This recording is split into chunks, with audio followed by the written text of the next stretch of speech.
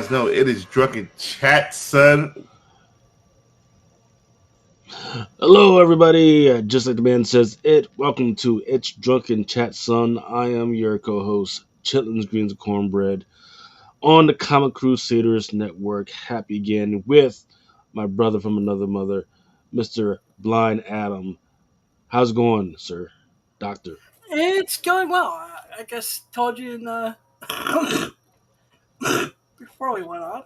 Uh, still recovering from the cataract surgery, and things are going well. Yeah. And one day, Fellas, one day what's at a up? time, it's getting better. So I can't complain.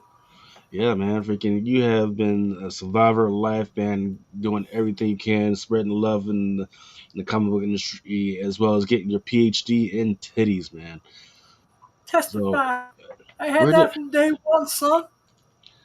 So we just had Chris, and he just disappeared. I don't know what the fuck happened. Okay, interesting. Yeah, he was just there. I don't know where he went, but all right. I guess we'll just wait for him to pop back on. But otherwise, yes, absolutely freaking fantastic. Great news to freaking hear about about your eyes and your health and everything. Getting So just a little bit better quickly every day.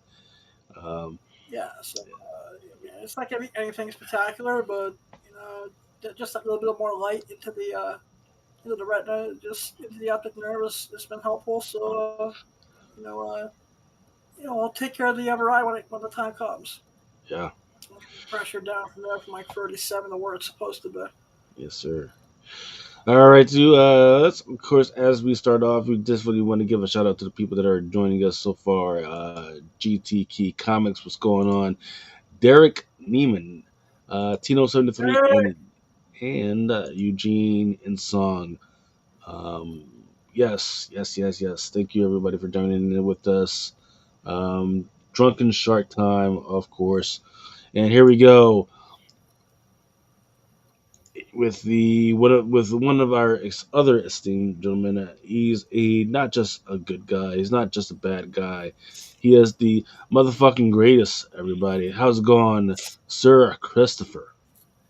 Pretty good, man. It's free comic book day, dude. It doesn't get much better than that, right? It does, man. It really doesn't, man. Because it's a good time for people of the same interests get come in, and not have to really spend a lot of bunch of freaking money, and peruse what's going on in the freaking comic book store. It's freaking amazing. Um, Probably has a little FPS. So I mean, did you go there? Did you do some Saturday warring and freaking go out and freaking try and get some stuff? I'm personally, dude. I never go out and chase free comic book day books, but I did step out and get a chance to stop over at a shop close by me, and I picked up a few things, and then put in an order for some bundles. Mm. Only because the main things that I was looking for, of course, are gone.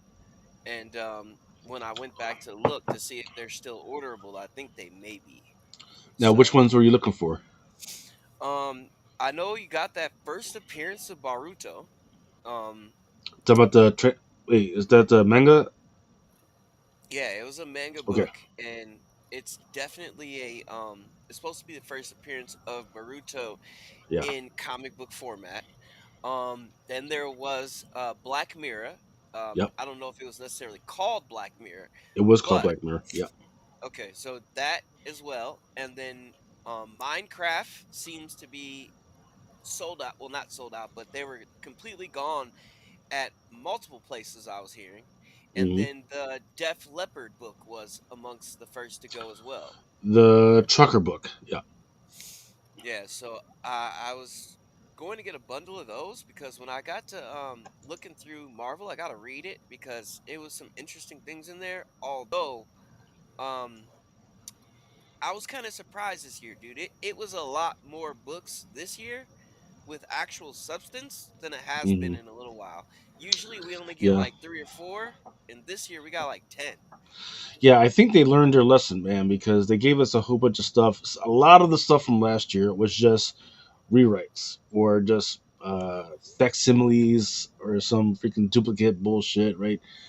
So it was great to see that we actually got some new freaking stories and some new characters in some of these. To include, I forget the name of the Transformer, the new Transformer that looks like he's a fucking pin or some shit. I Yeah, haven't even opened up my freaking The worst freaking book. Transformer ever. Yeah, I haven't even opened up most of my freaking free comic book day boxes yet. Yeah, that one was out there. The Black Mirror. I could see that freaking coming because that is an ongoing. That's just a franchise right now, right? Um, without any type of merchandising. So that was kind of going to be always going to be kind of interesting. The Baruto, yeah, it's always if you got that, do not hold on to those, man, because always for like the first month or so, there's some buzz around and hot around it, but after that, people forget about what the fuck it is, and then you know they could care less, man. Freaking, um, I got stacks of the shit. I think it was like Hunter X from last year or X something some bullshit. People were hot on my ass about it last year, and then now I got it, and people don't give a fuck about it. So, give a shout out to Mister Tony Fixit. How's it going, brother? What's up, yeah. Tony? Those books, to be honest with you though, like I definitely understand what you're saying, but they just haven't given us like anything that is worth something. Give you example. Couple years ago, we got that Uncanny Avengers, and we got the first appearance of Win in it, right? And that was probably like one of the best like free comic day books we had in a while, as well as Hmm. it was one more, the Solo Leveling manga one.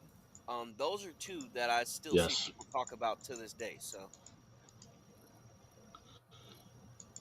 Yeah. So solo leveling is weird, right? Because the book is absolutely great, but now that it's an actual in this cartoon in this anime form, it's not that fucking great, right? So the hype around solo leveling is not that good, and then trying to turn it over to a comic book is another freaking thing.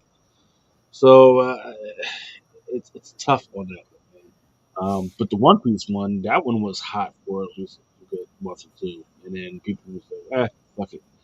People don't give a shit about that one either. Let's yeah, see, who is mine? I still actually do well with that one, actually. Are you? Yeah, man, I normally bring stacks of them to conventions where the voice actors are doing signing. Ah, okay, that makes sense. and then the Which is the other reason why I bought a couple bundles. It's like I do there a lot was of events where the voice actors are on it, so there was a couple other things too, that the, the one thing I wasn't able to get that I still want to see if I can get a bundle of is that Thundercats Powerpuff Girls thing. Yeah. I mean, if you can't get it, let me know. I definitely, I know I at least have at least one copy of that bullshit. Yeah, like I tried reading it. I was unsuccessful. like I said, I'm It doing a was signing with terrible. Eric Kenny later in the year, so another one that I didn't hear a whole lot of talk about was the Dr. Seuss sampler. And that was like your first appearance of Sam I Am, Cat in the Hat, and the Grinch in fuck a that. standard comic book. You know what I mean? I didn't go too heavy on it. I just grabbed four of them, but I thought it was significant. I know, at least to my childhood, it is. Yeah, yeah. Cat in the Um, Hat, bitch. man, such vitriol. It's kid stuff, man. I'll smack. Blind Adam hates the Tooth Fairy, and he hates Santa, and oh, No, no, Cat in the Hat, man. fantasy creatures hate to see Adam coming down the street, man. He's up to fucking wreck everything. But Big Bird's my boy, man. Well, have you donated to PBS, man? I heard they're going to be hurting for cash pretty soon, man. They're getting defunded. Interesting. It is because they've got all types of ways to make their own revenue. They've got Sesame's Place. They've got Sesame Sesame Place concert. They've got a Sesame Place What, hotel. so that Sesame Place theme park is still around? Yeah, Yeah, Damn. believe it or not, which is crazy in this day and 30, 40 age. years. Yeah, shit. In fact, I think they're getting ready to close some freaking parks down around where my way, like fucking what's it called? Great Six Flags, Great Adventures. I, they're fucking closing that shit down next month. It's kind of crazy. Oh, you guys got a Six Flags out there? Yeah, Yeah, I we got got a one Six in Jersey Flags. Yeah, too. Yeah, never we have been one. because I never been because I don't fuck with YNs like that, man. There's too many of them I know. roaming I around. haven't been And there no in 50 adults. years. Yeah, you don't want to go there because people just let their fucking grown ass kids just roam around with no. It's supposed to be if you're under 17, you're supposed to have some type of adult supervision. No, these motherfuckers just roaming wild, man. No money, no not getting on rides and having fun. They just roaming, eyeing Yeah, everything. Like, goddamn. most of the time, like, uh, I know a lot of people use Six Flags for like their senior skip day, day after prom type shit. People go to Six Flags a lot. We had one up there between Illinois and Wisconsin that we would go to in Gurney Mills, and it was always a good time. You know, compared to some of the shit I've seen out here, because it's kind of dead out here, dude. In fact, it's scary dead out here. That's what you Um, want, man. You know No, why? dude, you do not want that. That lets you know the economy is not only fucked, people are losing their jobs, and it is all fucked up in Vegas right now. They're doing Oh, these you're talking about massive, Vegas. I didn't know you yeah, were out dude, in Vegas because dude, I heard they're it. doing I heard the massive, MGM just lay a bunch of people off. yeah, that's what I was about to say. They're doing massive fucking firings right now. They're laying people off left and right because they were expecting, some odd millions of people to come through this year. Of course, summer vacation, the whole nine, right? yeah, It is completely dead out here. I mean, there's videos circulating all over the internet right now of the MGM Grand being like bare stripped empty, like not a soul in the motherfuckers, dude. The regular local casinos, not a soul in that motherfucker, dude.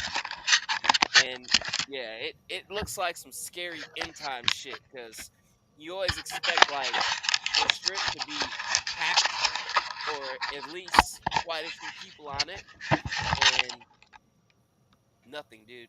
It's scary type shit. Like you if you wanted to shoot like apocalypse movie. apocalyptic movie right Yeah. now would be like the perfect fucking time to do it, because I mean there is absolutely nobody out there, dude. And it's been like this for a couple of weeks now. So Well, you know what they fucked up because not only did they make everything so much more expensive, mhm. but then they also expanded, right? So MGM, which is one of the best freaking hotels and casinos that are out there that are in Vegas, they actually expanded out where I'm at, or more towards I think like the DC area, or is it like the harbor area, National Harbor area? That's where they're at. And it's a great, fantastic freaking joint. So what that means is, if I want to freaking just go get crazy, instead of going all the way out to freaking Las fucking Vegas and having to get a fucking plane, I could just get in my car and just drive through the fucking National Harbor and freaking just get crazy over there, man. So that's kind of where they freaking messed up and got kind of fucking greedy. And then also, if you want to freaking gamble now, right? You don't have to. You don't have to go to Vegas anymore. You can just do it online. So they got freaking greedy once again, and they In New fucking themselves Jersey, up. every time I turn around, I see fucking an ad for sports betting. Yeah, FanDuel, And it was DraftKings. like, I don't know what their advertising budget is, but every time I turn around, there's a fucking. And then the only fucking people I know that can be the drug dealer and the rehab all in the same commercial, too. Yeah, trust me, Like man. you have Pretty to call soon you're gonna hear. this 100 number and, well, and do it Yeah, responsibly. And I was like, all right. there's no such fucking thing, man. Look, pretty soon you're gonna hear about these guys freaking buying all the freaking networks. Right? It's gonna be fucking crazy. ESPN, no, it's not gonna be a fucking thing. It's gonna be like ESPN presented by fucking FanDuel or fucking DraftKings or some shit, man. They're gonna own that fucking shit, man, because people, even the athletes, they can't freaking help themselves. Like 2 or 3 athletes this week got freaking caught up. There's rumors about Brittany Greer, right, who just got out of fucking Russian prison, that she might have gotten caught up in some freaking betting shit, which is fucking crazy, man. Yeah, But dude, it's insane. Because being in Nevada, there's so much shit that's usually going on, but they invested so much fucking money into, building this place up and bringing all these different things here, like the Formula One race. We just had WrestleMania here. They're like trying to, you know, blow this up as the entertainment capital of the world instead but of it then they being, fucked up. But Chris, yeah, they fucked up. The they jacked up F1, prices twice in 2024, yeah, which is what during I, started it. the Formula One 2 years ago was a shit show. yeah, well, because and people Yeah. were pissed off because what they did was because usually if you're at the hotel or walking by the hotel, you can freaking um, walk through this little walkway and you can see what's going on with the F1 Formula joint. They They blocked got that pissed shit off off. and Yeah, ripped yeah, that they shit blocked it down. off. So what does that mean? Now I'm like, fuck this hotel, fuck Formula One, Oh, that's not right? even the worst horror story of that. That's just me. Like if I was on the strip and I was like, "Fuck it, let's go look at it." They block that shit off for regular motherfuckers like me, right? But the people that I feel bad for is the people that paid, the $2,000-3,000 for tickets, and then they saw a practice lap. Then one of the cars fucking crashed, and then all of a sudden, like they postponed the show till later that night to the point where they just had to cancel it. And then they didn't even give people back their money. They told Mm. people that they would give them $200 in merchandise. What the What fuck do the you fuck? mean? Yeah, dude, Yep. that's what they did with that Formula One shit. So I'm expecting them to move that shit again because um, that it was Yeah, already bad off to a bad start to me. yeah. I mean, look, we know that for every sport that's out there, the Saudis are hot on the heels of everybody. If you fuck up, the Saudis got money like that where they can fucking move that shit, buy it out, and move it wherever the fuck they want to. And if you think I'm fucking around, think about what X1 is. Golf was fucking up after the whole Tiger Woods debacle. Nobody gave a fuck about freaking golf anymore. The athletes were feeling uh, not appreciated. So the Saudis came in, built X1, and say, all right, come on over to fucking Saudi Arabia and play over here. And that sure as shit, that fucking worked. Now fucking golf is acting right. Starting to treat their people a little bit fucking better. Finally. You know? Um, At the end of the day, it's golf. at the end of the day, yes, it is fucking golf. It's a difficult sport that you only get close to mastering when you're fucking old, like an old fucking fart. And by then, your fucking back's hurt, your fucking knees fucking gone, your fucking elbows fucking gone. Man, it's a brutal fucking sport, man. Um, but I digress. What is the word? Let's get into start talking about some other actual comical stuff as I freaking not drink responsibly. This Van Zellers and Company Portal White. So I yesterday I got to see Thunderbolt, man. I was literally just about to ask that shit. Adam, did you see it? He Had see no. shit. What are you Yeah. talking about? Fuck. You know, I mean, uh, because I'm I gonna have see it tomorrow. I have a younger brother who's cool. Yeah, it was everything was spoiled for me, so it's like go ahead. all right then, fuck it. Spoilers, spoilers, spoilers. Yeah, Yep. let's I go I ahead. already know everything that happened anyway, so Well, let's keep it going. So, if you guys have not watched the movie, we're gonna start talking about it at the 20-minute mark. Just gives you time to pause it, go freaking do whatever, and we'll talk about it for about 10-15 minutes. You can drop back in. No mas. But shit, I can tell you what, man. Freaking the Thunderbolts movie was the first time in a long time that I was in the theater, and at the end of the movie, everybody was clapping. That everybody was happy at what they actually just fucking saw. Now, I live in a city with a bunch of old grumpy people, so to get them impressed by a fucking movie is actually kind of fucking hard. Um, what about you? What was the reaction in your part? So it was, Chris. Everybody was excited, especially for the post-credit scene. The post-credit scene, the second post-credit scene at that, you know, got everybody fucking geeked. All right, so I'm not gonna lie, it's probably one of the films that didn't necessarily disappoint me. It wasn't extreme over the top, but it was still like a pretty good fucking movie.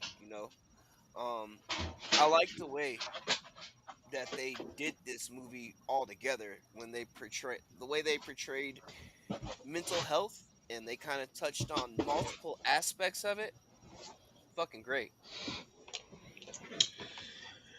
Yeah, that was okay. Like it was good. It brought the appropriate type of gravitas to the situation, right?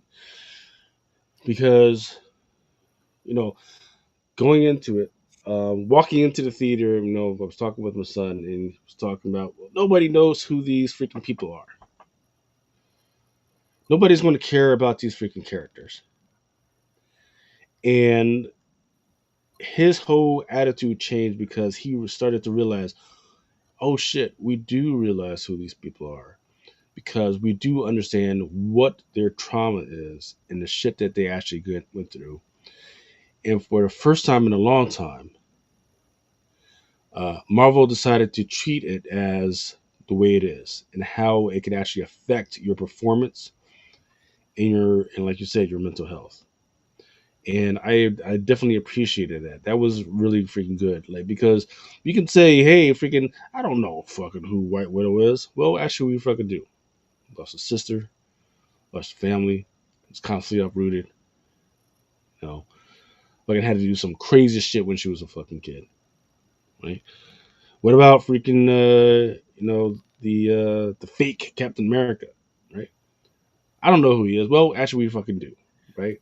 The guy that never really knew who he was, trying to live up to some symbology. In the meantime, um, is absolutely freaking leaving behind his actual fucking family.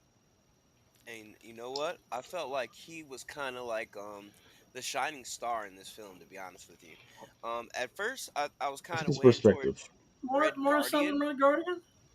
That's what I was saying. Like at first he was Red Guardian, and then I'm not gonna lie though, like the way John Walker was through the whole movie, it kind of like made me gravitate towards him because he was actually fucking funny throughout the film. He had a lot of little moments that, made him shine to me, especially when they, needed to get out of that facility when they were all about to be killed, and they had to work together.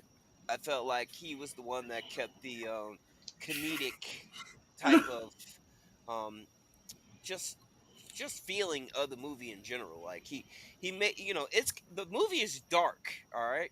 So the comedic relief throughout it wasn't over the top, and it wasn't like bare minimum. It was like perfect. It was like it kind of blended in perfectly with the film, with what they were trying to present it. So I honestly got more of a Dark Avengers vibe than anything. Um, the only problem that I see is like I don't know, dude. I feel like they took that whole last scene, of course, from Dark Reign, right? Dark Avengers #1. But, they're going towards a new Avengers direction. So I just feel like, dude, I thought that was a nice little nod to Dark Reign, but like, Hmm. are we ever gonna get any further into that particular story? Because this was like fucking Dark Reign's MCU style to me. I don't think we need to worry about that right now. right? Because there's been several times when they'll walk up something to write just up to a situation, and then when people are like, "Well, that should be in this," and then they'll kind of rewalk it back. I was like, "All right, now we got this villain. It should have been from this thing." Oh, what the fuck is going on? Sort of like the whole uh, Venom and Gore and freaking Void situation. Right? This is uh, it's frustrating, right? Because the one good thing that Disney has always done is that they do pay attention to audiences, right? And then they try and do put up fillers, and if it works, they're like, "Oh yeah, let's go this way." But the problem is they don't recognize when that should have been the thing to begin with, when they should have put more effort, like the whole Gore situation. They've kind of fucked it up. So I believe that you're correct. I think this was like a filler for the whole Dark Reign situation. They're going to fill it out, right? Um, they're and it's a good place to put it because you have these characters that nobody really knew before now, right? I noticed for I noticed and for it's kind of funny that they didn't have Sam Wilson in this freaking thing. They mentioned his name, right? But they didn't put him in there. But then they got these other freaking characters, absolutely freaking great. See, like I feel like Sam Wilson already got his time to shine, not only with his own He's not film, going to shine. It's a but fucking look terrible. in It's just in terrible. game when it fucking ended and Steve Rogers is passing him the torch. That was in front of the world, and I feel like that was his moment to me. Going on beyond that, I think he's gonna have more moments because we're definitely gonna get a dynamic of these two new teams, right? But in the same token, I just feel like the characters I'm going that to we stop you got, there, Chris. He hasn't had his fucking moment, right? He's Eh, because dude, he's had several. See, they've I tried, disagree. right? They've I tried. disagree. He's had a couple moments, man. They've no, they look. They've tried several moments. They've tried the shit, but the way that they've pushed on the trauma of these characters, they never did that with Sam Wilson, and that's why nobody will accept him as freaking Captain America. No, we know They're not why they gonna. They're not gonna. won't accept him, bro. Freaking But when we latched on to freaking Steve Rogers, right? We knew what the fuck he was going through, man. He was the smallest front of the fucking litter, and he had to overcome a whole bunch of bullshit, right? Sam Wilson is like, oh, he's black. Oh, all right, now, like, no, what the fuck?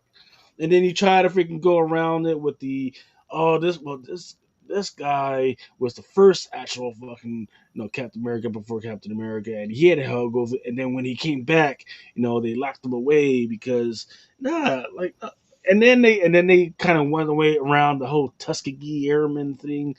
They like, yo, but look, bro, look. We have grown with Sam Wilson quite a bit, dude. no, we haven't. And dude, No, he back is. when That he was, Sam Wilson's not my Captain America. Don't do that. he's been on the screen for at least 7 fucking But years he's now. terrible. He's terrible. I mean, but He, that's a personal opinion. But like I said, he he, showed up. He was Falcon in what the fuck movie was that, dude? Winter yeah, Soldier. exactly. I think it was Civil War. I think he showed uh, up. Was it in Civil War first? It's right Yes, he before first Civil shows up War. in Winter Soldier. Right, Winter Soldier. So since Winter Soldier, right? Um, we have like delved into his trauma already. We did that in Falcon and what Winter Soldier. trauma? What Like, dude, trauma? That this he's whole broke? no, the whole Welcome aspect to being a of black man in America. He's broke. the That's aspect trauma. that I got Fuck. from him was okay. Well, first of all, you're not a fucking superhero. You don't have like a super soldier serum or none of that shit. You got some fucking wings that the military gave you. So you're just a fucking dude at this point. But you basically went from that and then being passed the mantle from Captain America and then dealing with feeling accepted in that role. I thought that's what we watched in Falcon and Winter Soldier when he finally embraced that shit.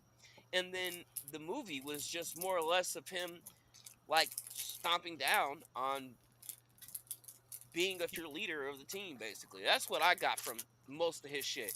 But the He people in doesn't. Thunderbolts, He doesn't even we have a also fucking team right now.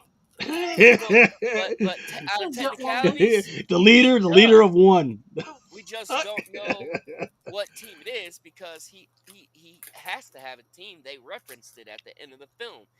They said that he they was suing the new Avengers for the moniker of fucking Avengers, meaning that he already has a team. Now he's suing them just to fuck with them because he know Bucky is over here, they and he tried. You know just what? They you tried know that in the fucking comics. You know what ended up happening? They ended up just giving the team back to fucking T'Challa, who's right. But I'm just because saying nobody because gives a fuck about Sam Wilson right now. you Like can the dude is not fucking hitting it. look, you can add people onto his team too because basically anybody that was fucking a part of Endgame and part of Phase 4 and a lot of the shit that just happened, I would expect them to be on his team. These are kind of like more or less anti-heroes to a degree to me. Like Thunderbolts, all of them had done pretty fucking horrible things. And they were all anti-heroes turned into like a team. So that gives me Dark Reign vibes off the bat. But then his team, I felt like they could possibly get into some Mighty Avengers type shit, but I don't know, dude. But I just They felt can like, dude, try it. we have They, fucking seen this man in like fucking at least 8 fucking films by now, haven't we? Like at least, dude. Like back in hmm Winter Soldier And to no matter Civil how much they War push, yeah, no matter to how much they fucking push, yeah, no matter how much they push him, they try and push him on us. We just don't give a damn about Sam Wilson right now. and I Even think in the the whole freaking comics, they just had a freaking comic maybe a few months ago, and it did freaking terribly because yeah. nobody knows what's the fuck to do with him, which Well, is crazy. personally, I think those books should be put up because maybe in a few years down the line, nobody would have bought them. Same way that nobody really bought his first appearance, like that Adam Hughes 1 in 50. Nobody bought that shit, but it's still, it's still a pretty penny book. I mean, it's not like it's cheap or anything. Yeah, I'm not buying that shit. Hey, Sorry. dude, I'm not advocating for Yeah. Sam Wilson. I don't give a fuck about the guy, but I'm just saying, like, I felt like we did get to know the guy since fucking Falcon and Winter Soldier. Okay, whether that means I like him or I don't like him, I just felt like, dude, we've seen enough material with him in it to feel like I know him. So when it comes to He the seems Thunderbolts, no, I look because at Bucky the here's the same thing. way. He seems like the dude that if he no, I don't look at Bucky the same way. That's not even close. I look at freaking Sam Wilson as if he rode up to a party and said, "Hey guys, you got any freaking beer and alcohol and some weed?" I'm like, man, this motherfucker's a fucking cop. Fuck that dude. But if Bucky rode up, I'm like, yeah, man, come on in, man. But Yeah, that's because fucking we yeah. actually fucking like Bucky. All right, Yeah, exactly. That's what we'll I'm just saying. We like assimilate that. fucking Bucky, but we don't, man. We don't fuck with Sam Wilson. Our people don't fuck with Sam Wilson. Ain't Yeah, nobody. We fuck with T'Challa. We even fuck with Killmonger, right? We fuck with. I mean, we fuck with. The Queen. We thought that they fucking took the. What was her name? The Queen that got killed off in the Black Panther talking number about two. his mom. Yeah, his mom, right? We don't fuck with Shuri because there's something ain't right about her, right? We don't fuck with Riri, right? Not at all. And we don't fuck with Sam Wilson. Your most important demographic. We don't fuck with these people. We don't. So if we don't fuck with them, we don't expect anybody else to fuck with them. But I mean, the people that we were gonna fuck with, they didn't even get a chance to make it to the screen. So, because I'm pretty sure we would have all liked Mahershala Ali's fucking Blade, and that's just even though they canceled that film, and yes, that shit is supposed to be officially canceled. Um, they're still gonna move forward and do a Midnight Suns team up with him. So, I think they're gonna use that to introduce him, I guess. But who knows? We're supposed to get a lot of one-off characters in Doomsday and Secret Wars. Maybe they may give us a little taste of him in there. I don't fucking know, but I feel like we the people fucked that up because after we saw Wesley Snipes, you know, we were too much riding his dick and never wanted to see a fucking John Wick Blade, basically. Yeah, I think that's what they need to do. Freaking just go ahead and freaking bring on freaking Wesley Snipes back. Go ahead Hey, and bring Ryan his old Reynolds ass was back supposed up. to I don't want to let keep me watching. give him Bring his ass an on old back. Logan style Blade send 3 off was movie too. fucking terrible. You said which one? Trinity was terrible. Yes, because Fucking they brought a whole garbage. bunch of because they brought up a whole bunch of people that we don't fuck with and try to make them part of the franchise. And you know what? The craziest part is, So was dude, Trinity the third 2 one? is probably like one of my favorite fucking movies. I always fuck with 2. But number 3, like the way they did Dracula, fucking sucked. Okay, I was, they could have went a little bit more comic accurate with that. Maybe I would have looked at it a little different. But dude, I Excuse did me, not Chris. respect dude as Dracula. Excuse me, Chris. Is Trinity the one with Jessica Biel in it? Yes, Yeah, All right, yeah, and because and I forget who was the white guy that they Ryan played in there. Reynolds. See, Ryan Reynolds, man. Ryan see, Reynolds, man. A Canadian pimp.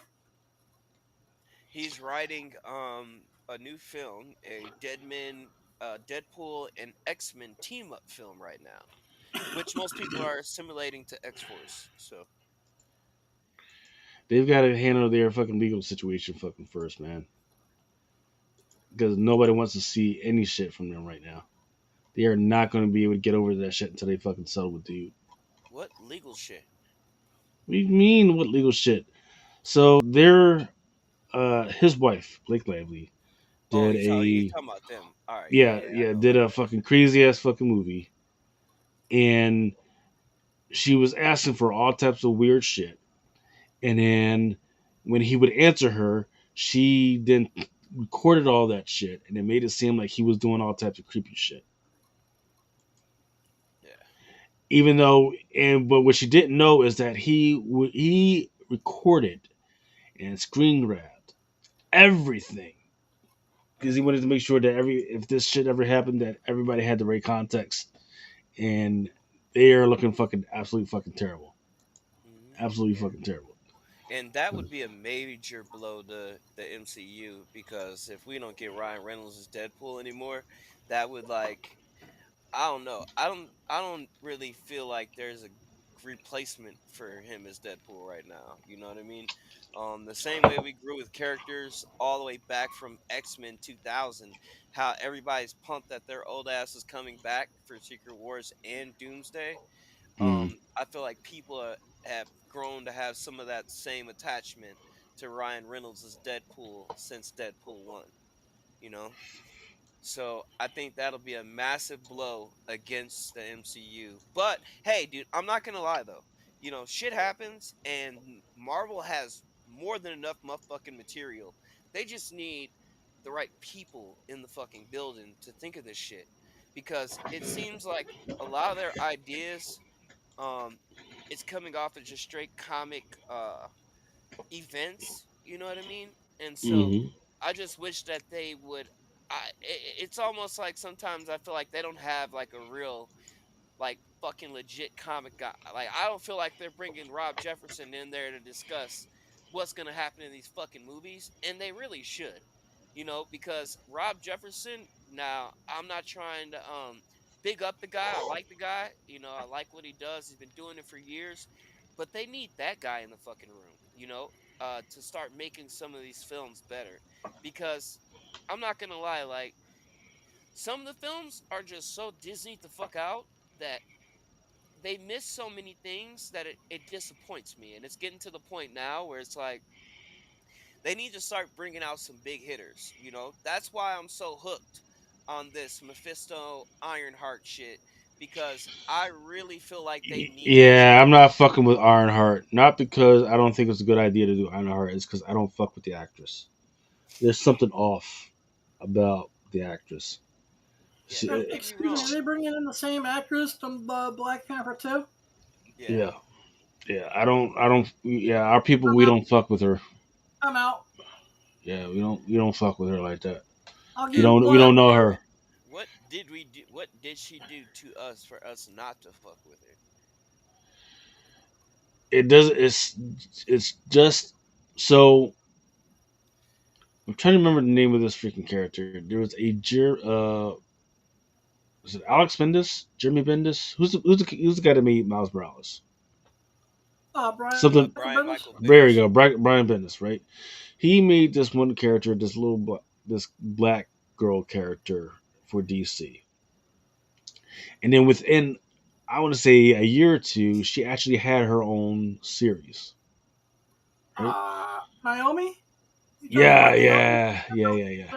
The show that ruined the entire Arrowverse? Hmm. Now, it's not that the idea of her is bad.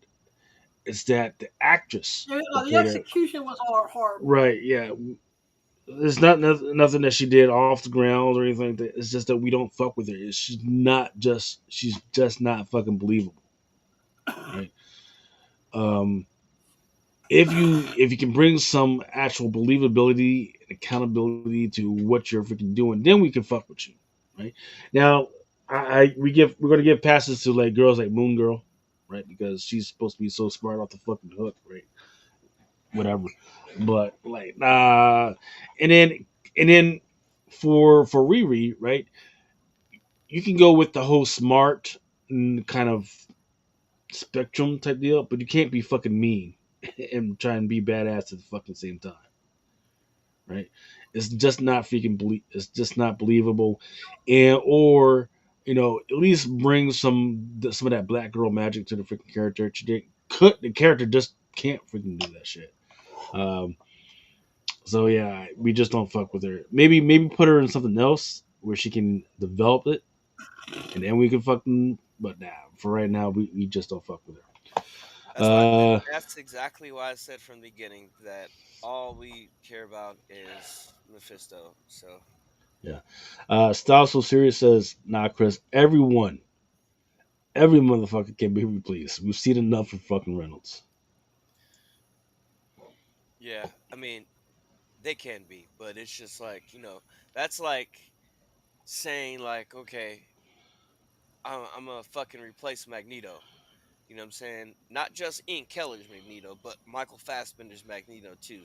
Because I definitely like both of them motherfuckers. But I mean, what people do outside of this shit does matter. So, if that situation is that fucked up and it actually affected people to the point where they don't, fuck with Ryan Reynolds anymore, then so be it. But you know, he did that character fucking justice in the time that he did it.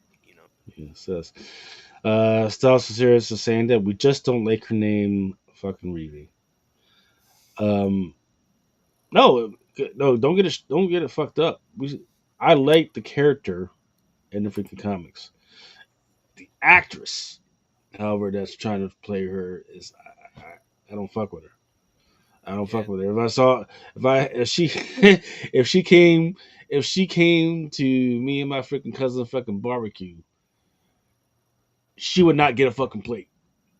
I hope that bitch brings her own fucking plate because we're not fucking serving her, man. Because shit looks weird. She just fucking looks fucking weird. Right? She looks fucking weird. She moves fucking kind of weird. She talks fucking kind of weird. Not type of fucking believable. Um, Even as like and once again, there are passes for like really fucking smart people because they're always going to be on the fucking spectrum. Even then, she didn't even really Fuckers. pass. Yeah, she didn't even pass for that. So once again, I'm not saying that she's not going to ever fucking get it. I'm saying that for right now, we need a little bit more material from her before I want to be like, oh yeah, she's fucking got it. In the meantime, I think Disney sees the same thing that I see because remember, we were supposed to have Armor Wars. Armor Wars was supposed to come out on Thursday. hmm Hmm.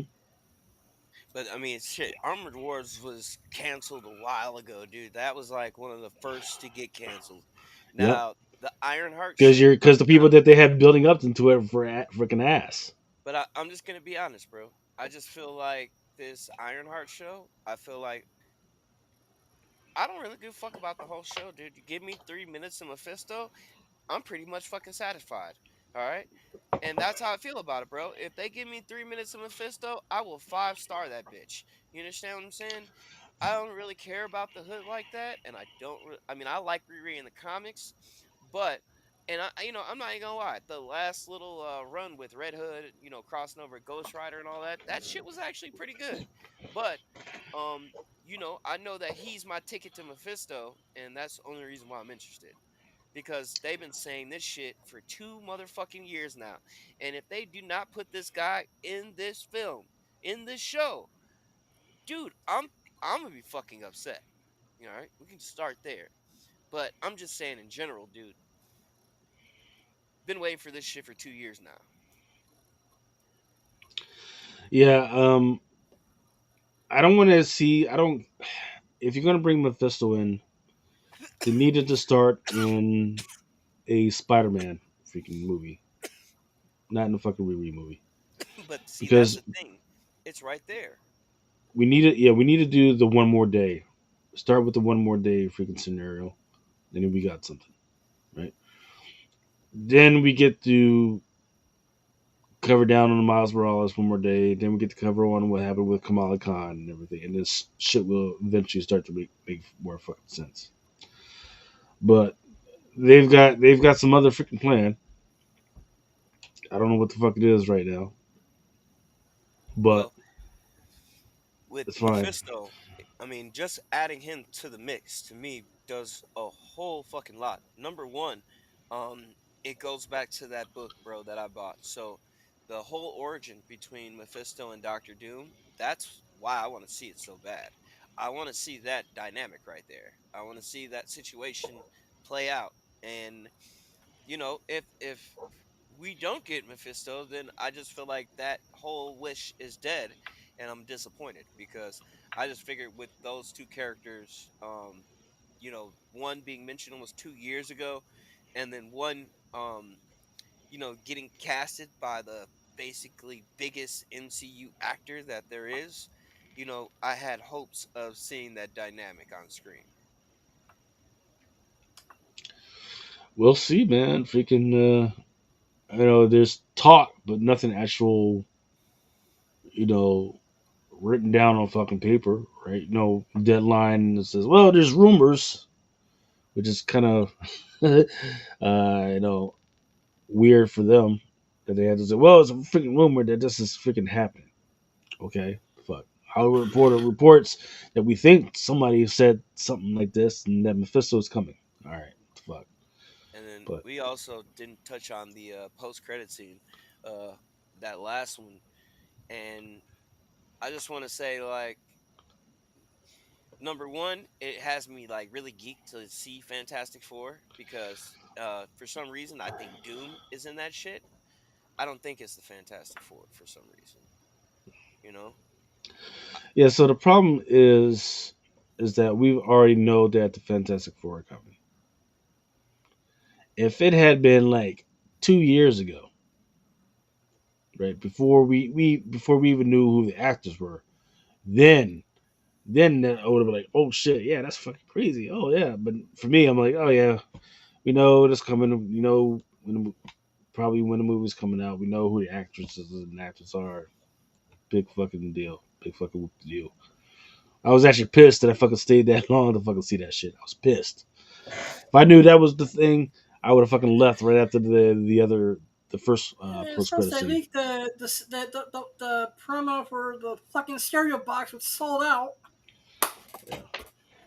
Fucking Yeah, General the Mills. only thing that it made me do, like when I saw it, is made me think of two things. Like, I know they do a lot of misdirect shit, and with Avengers Doomsday being the next movie after it, um, I was kind of hoping, that was actually like some type of surprise that we're gonna get towards the end of Fantastic Four. Maybe we don't see exactly who's in that shuttle until Doomsday. Who knows? I don't know. Yeah.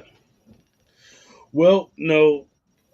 Well, here's a question, man. Freaking because the trailer that we saw before the movie started was the that's what's even crazier.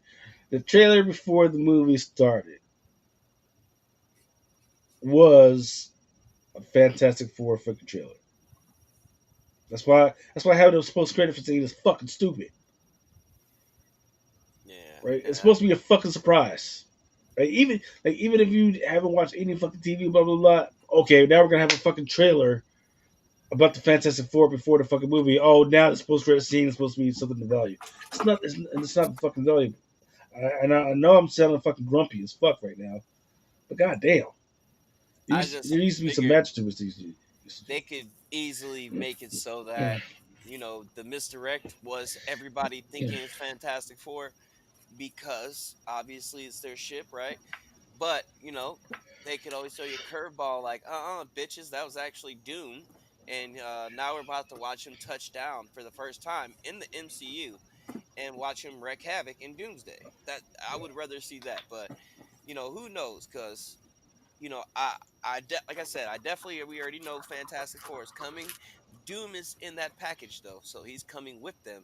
You know what I mean? And I was Yeah. wondering how they were gonna make that happen because I didn't think if they um one of the rumors that leaked was that they were supposed to be fighting Doom at some point in the film, right?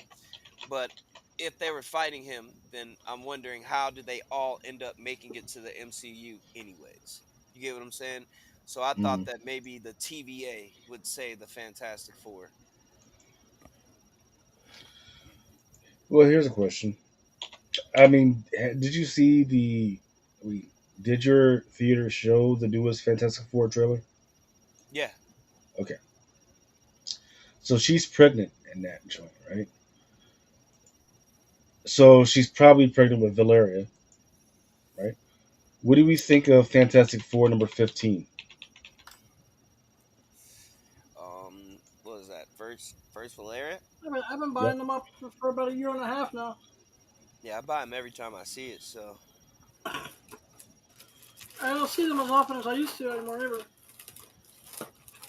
I think she's a great character because she's like that sassy smart kid. You know what I mean? And she has such that dynamic relationship with Uncle Doom. So I would love to see that shit. Hmm. What about his the son? Franklin? Yeah, that's Fantastic Four number That's four or annual maybe number five, 6. 6. Okay, Yeah, it's annual number 6, I believe. yeah, that We're sounds about talking right. about Franklin. Yes. Fantastic Four Annual number 6. That's also if I'm not mistaken, I know Annihilus is on the cover. It's a red cover. Yeah. I don't know. No, I don't know what to think about that. That book And up so, there right now for a 9.8, you got people asking crazy shit like 80,000 for that book right now. I'm watching it just to see if somebody buys it. shit. Straight up. Start seeing motherfuckers pop shit out. Let's see. Fantastic Four, number 15. I'm seeing it for. Why is my shit showing up in Canadian? Or are these the only fucking copies that are out there? Style So Serious said Mephisto is a hard character to translate in the MCU without him looking goofy. You know, I feel like you're right to a degree, but at the same time, I mean, it's just a humanoid looking dude, red. You know what I mean? I don't think that's pretty goofy. I mean, we've seen different colored characters so far, like fucking Nebula, Drax. I mean, the only thing with him is he's just fucking red, so I don't think it'd be that hard. Well, I mean, they don't all always have to be, red, right? He needs to be DC, red for sure, yeah. So, oh, we'll see. We'll see what they unless he decide to does do with his it. his human aspect. Yeah. So DC, there's a little known DC series called Lucifer, Hell right? yeah, WB, and then it went on a fucking Netflix. Netflix, right? Did fucking very well, absolutely fucking very well. And he wasn't fucking red, just fucking, he looked just like a fucking dude.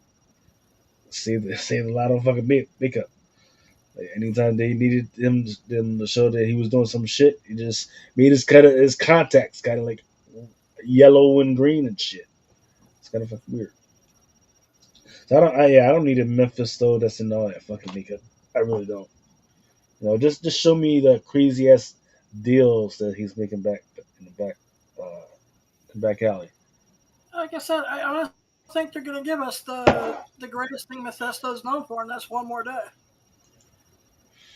Because That would be the hope. Spider-Man got to that part in his relationship where he's sellable to the devil in movies yet. Yeah. That would be We the already hope. did all that shit with No Way Home. Yeah, the majority of that story did go into one No Way Home, but I mean, it's always ways that they can do things, especially with like Mephisto type of character he is. There's a lot of shit they can do with him. So, um, I just feel like with the hint that we got from Agatha, where they actually name dropped him, was a pretty good sign of them bringing him in. So, um, we'll just see if they do it because another character that I saw disappeared back into the shade was the Beyonder, because the Beyonder, even after the whole Jonathan Major situation, I saw multiple rumors of them still going forward with having the Beyonder as one of the villains in Secret Wars. So, it's a lot of shit that we're waiting for to see, but hopefully they do. You ain't never gonna see the shit that you actually want to fucking see, man. Yeah, You you're never gonna never see what gonna see you that really shit, want to man. see. Uh, So, what about Andor? Have you guys been watching Andor at all? Nope. I'm in the first season, so once I catch up, I'll let you know. I am on Last of Us, and I fell asleep last night watching episode 3. Yeah, Andor season one is passable. It's okay. It's good. Season two is a plane crash. It's fucking dumps of fire. It's got a plan that's there somewhere. It's just not watchable. Right? It seems to me like every fucking C plus or C type fucking apocalypse fucking movie. That's what it fucking seems to me. Where they ran out of fucking budget and they were like, okay, let's put everything out in the fucking woods or out in this fucking farmland, so we don't have to spend money on actual fucking buildings and shit. I'll pass. And hey, let's not fire any fucking guns or anything because we can't fucking pay money for people to edit the fucking laser shit, man. It's once again, it's not bad. It's just that I've been sitting there so many times going, why the fuck am I I've watching this got shit? my fill of Star Wars just used with Skeleton Crew. Fucking, It's probably the most it's stuff I've fucking had with bullshit. Star Wars in a while. Yeah. So we'll see how much. I forget how many more episodes we got, but it's okay. Eh, eh. No, we fucking. It's weird because we got treated to the whole acolyte, and they were starting to walk us back to the High Republic. Now we got this shit. It's fucking weird. All right, looks like it is time for us to actually start talking about actual fucking comics. Grab something to Let's drink real see. quick. Da, da, da, da, Fuck General Mills. Say it one more time. Full screen. What the hell that is? Here we go.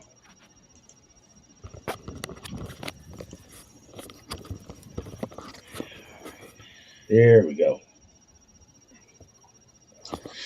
All right, very quickly, what we're going to do is we're just going to go over some of the stuff that just came out this past week. And if I miss anything that you guys feel that we should highlight, just let me know. Once again, this is stuff that just came out this past Wednesday. What was that? Was that the 30th? Yeah. Yeah, yep, Wednesday the 30th. Right. Some of the stuff is sold out at Midtown, such as, believe it or not, Batman, Superman, World's Finest 2025, the annual. This one was actually done by freaking Damn good read, Salvador. too. Kind of almost looks like it was done by freaking, Perillo or Delano. It's looking damn good. And for those that, looks kind of interesting for those that are into the hundred men versus gorilla type argument. Hey, who do you Such think a would win? dumbass 100 argument. gorillas or 100 dudes or one fucking gorilla? Let me know in the chat. Dude, One gorilla, man. who the fuck is going first? That's all we need to figure out, and then I can tell you. like which dude? Exactly. Who the fuck is going first? Give me 100 motherfuckers right now, and we'll ask each one of those motherfuckers who's gonna run at that gorilla first. And you guys are nobody's gonna be able to decide out of that 100. No bullshit. Unless we find Well, somebody that's fucked up on drugs out here crazy, bro. I Let's just think smoke a shit ton of crack and be like, yeah, I'll fight the gorilla first. yeah, That's what I'm I saying. think the no, I think some of the context needs to be what are the rules, right? Like, and who are the people they were going to put in there? So it's got to be the average male, right? It's got to be average male internationally is like 5'6". Average weight is like 157 pounds, right? Average gorilla is like 345 to 500 pounds. Right? He can lift. Average gorilla can lift 2,000. Average PSI for his bite is about 1,300 pounds. Average strength for his feet. Remember, he can move his feet just like his fucking hands. Is about 1,200, 1,300. That's the minimum. That's the maximum for a bear.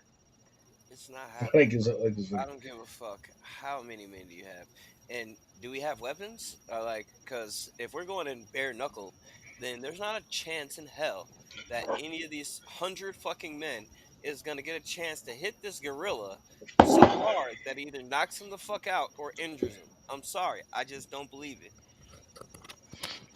One gorilla will wipe his ass with 100 of us. it's not so What serious. You got to get this what girl a what wash. show? Bro, it's just fucking common sense because look, one fucking SWAT, he done broke fucking three of our rib cages, fucking four of our arms and shit.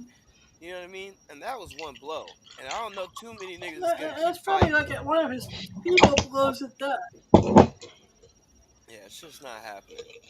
So where I'm coming from is experience with a fucking dude that's fucking heavier and bigger than you on the fucking football field.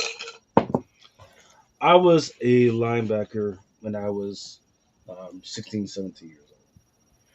And every once in a while, I would try to sneak through the fucking line to get to the fucking quarterback. And of course, at the line, there's, back then, average freaking lineman was maybe like 185 to 215. But a couple times a year, we had to go against this one school. And at the school, these were basically grown ass fucking men, right? These were fucking D1. These were about to be D1 motherfuckers, right? Where some of these guys, we were talking about. You're looking at the fucking piles list, right? And we're talking about fucking 17, 18 year olds that were averaging 315 to 320.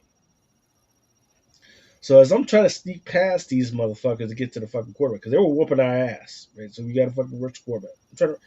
And I'm getting thrown away around like a fucking rag doll. I'm talking about one time I thought I got through, and I tried to fucking lunge, and this fucking offensive lineman just caught my ass, like, ugh, and just threw me. I'm talking about we're at the fucking 25. He picks me up and throws me back to the fucking 30.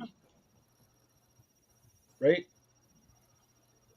That's the kind of that's just a portion of the type of fucking strength you're messing around with these motherfuckers, man. With the with the fucking gorilla.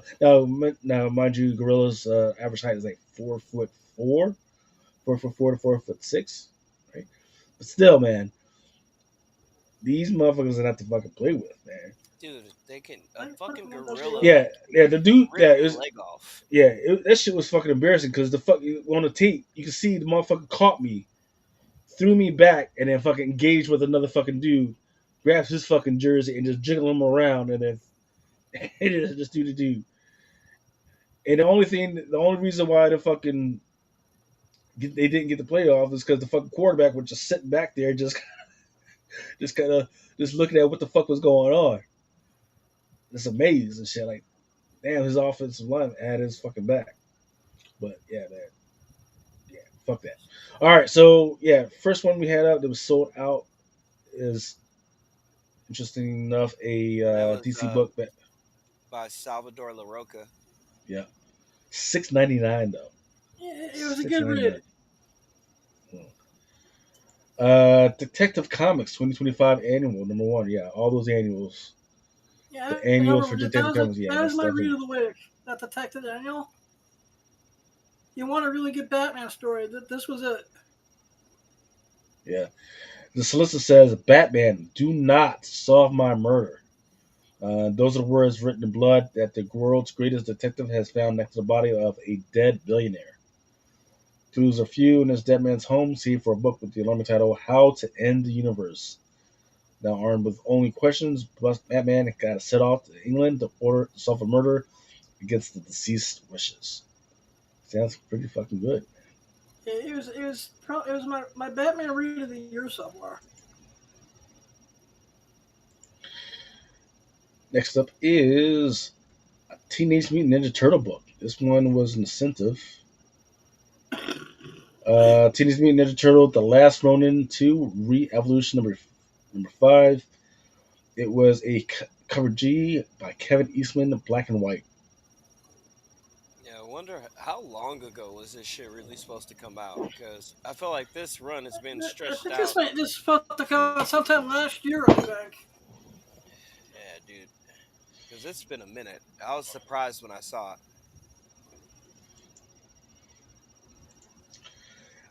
We've been checking this for a minute. Bitterroot, the next movement, #2, Peach Momoko variant cover. I think was this one the one that was a 1 in 25? Yeah, that was a 1 in 25. I like the James Harden. I think it's Harding cover. That shit looked way better to me, but I guess everybody's still on that Peach Momoko binge. All right, let's take a quick second to bring to the stage Comics Man. What's going on, brother? What's good, y'all? Hey, what's up, man? Oh What's up, man, we're my just boy? waiting on you, man. Trying to figure out what's going on, man. Shoot, I've been working all day, man. Oh, it's Saturday? Fuck that. Yeah, I'm gonna be listening to y'all and still doing some work right now. Yeah, I feel you. I feel you, man. Got to pay the bill somehow, right? Yeah, that's a fact. Yeah. All right, guys, man. So what we're doing right now is we are just, going through some of the books that came out this past week that especially have sold out. I haven't done evaluations to see if they are sold out at the super level as well, but pretty much the numbers are looking pretty much good. Um, Yeah, I picked yeah. up my Bitterroot earlier this afternoon. You say your pictures up? Yep, and Which one, Peach Momoko? I also got that Peach from Moco. Yeah, people have been tracking that for a while. All right, next up is The Death of Cobra, #4. This one was a Michelle Fief Spawn variant cover. And what's interesting to me is I have no idea why. Now I get it, the fucking Spawn got it, but not sure why. Because I've been tracking that people have been trying to get this shit for a while. Then we got the letter E for a G.I. Joe, a Real American Hero, Silent Missions, Duke, #1. Part of the one shot. This one was supposed to be a foil letter cover.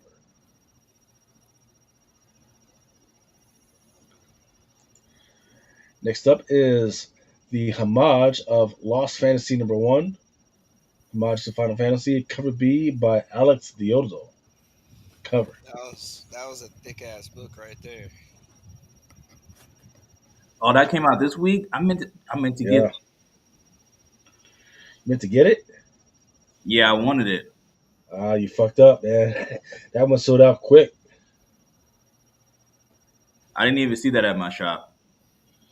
Yeah, somebody probably grabbed that joint. Yeah, they were thick. What was it, like a 6.99 cover price or 5.99? Uh, 4.99? $4.99. Yeah, Yeah, $4.99. that's a thick ass book for 4.99.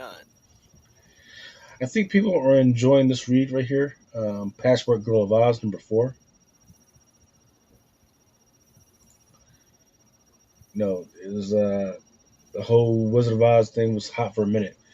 I think people are actually also enjoying this read. One Uh, we're Piece.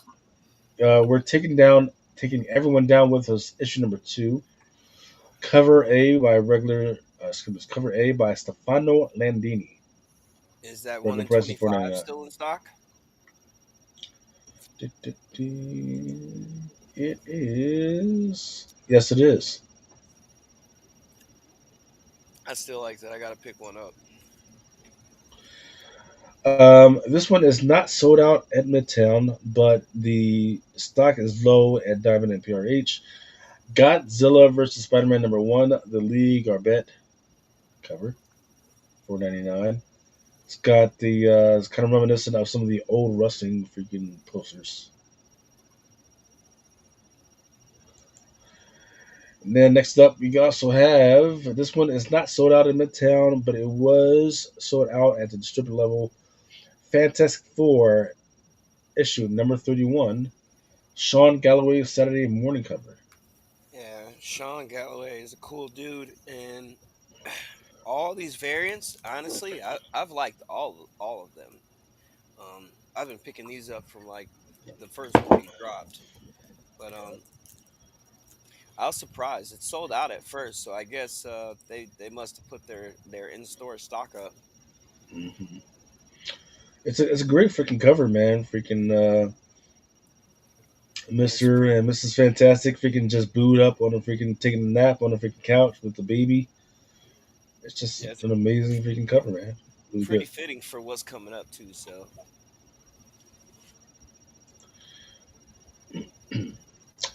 And then this one is sold out. Rogue, the Savage Land number four, the J. Scott Campbell Virgin cover. This one was a 1 in 100. now I want to get everybody's opinion on J. Scott Campbell. Okay, now don't get me wrong. Like I'm a big fan of J. Scott too, but this one in particular, I didn't like it, and I just was so curious to see if it would sell out or not because it just it doesn't pop like a lot of his shit does to me. You know what I mean? This one's kind of Hmm. bland to me. So I guess his cult following is just so strong. His cult game is so strong that this shit still sold out. So it's an example that some artists do. They can just really put out anything. Not saying that like it's terrible or anything like that, but Yeah. you know, Look, she's not butt naked. She's not showing off too much front meat. Oh, She's fuck. got the leg, yeah, she's got the leg meat just in the right type of in a type position that I like. She's on a freaking rock, stranded and vulnerable, just like I like him, right? Uh, and she's got the look back, like bitch, what the fuck you want? Either come over here and fuck with me or don't. I like it. Right? Now, am I going to spend $90 for it? Not this month. This is not the one. I'm not gonna lie. If he did like a sunset behind her, I mean, it probably would have popped harder to me. But yeah, this one just was bland to me. It didn't catch my eye. I'm gonna be honest. I didn't even want the trade dress. I think the peach is on this type of level too, where she can just put out whatever and folks is gonna buy it. Yeah, Oh dude. yeah, definitely. Yeah, she been on that.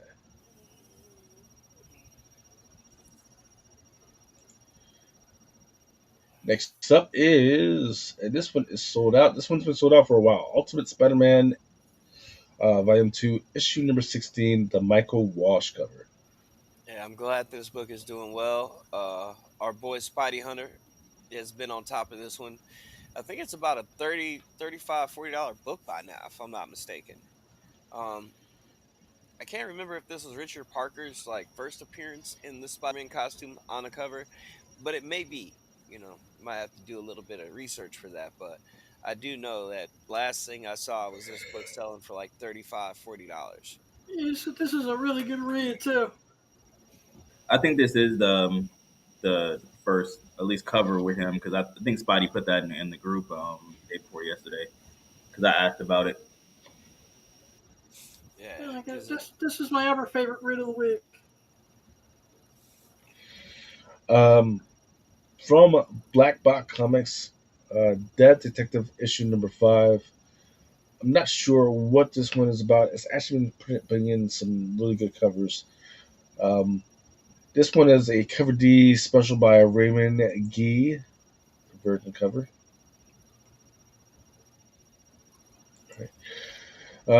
Most likely sold out because Black Box probably just doesn't print that fucking many. But I want to keep an eye out for that detective. Excuse me. Then we got Grimm issue number 22. Cover D sent by Even Chevron. Folks still reading this because I know when this first came out, there was a whole lot of hype behind it, but I ain't heard nothing else in a hot minute. Yeah, I mean, I don't think people are reading it. I think people are just collecting the covers that they like. But it's a here's where it's interesting. It is a story that is absolutely prime for a TV series or even a movie. Absolutely fucking prime.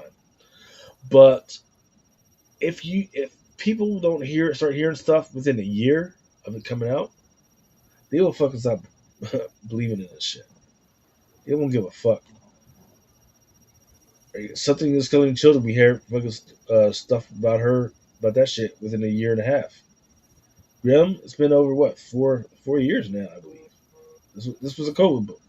It started off with a bang, and then people just basically fell off. Yeah.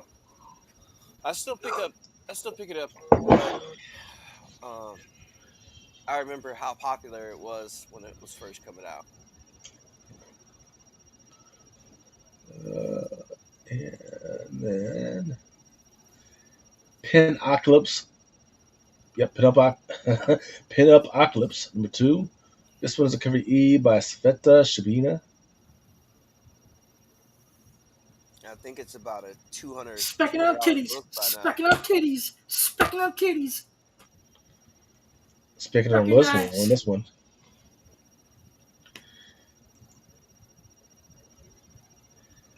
And I want to keep an eye out on is Slasher's Apprentice number 1.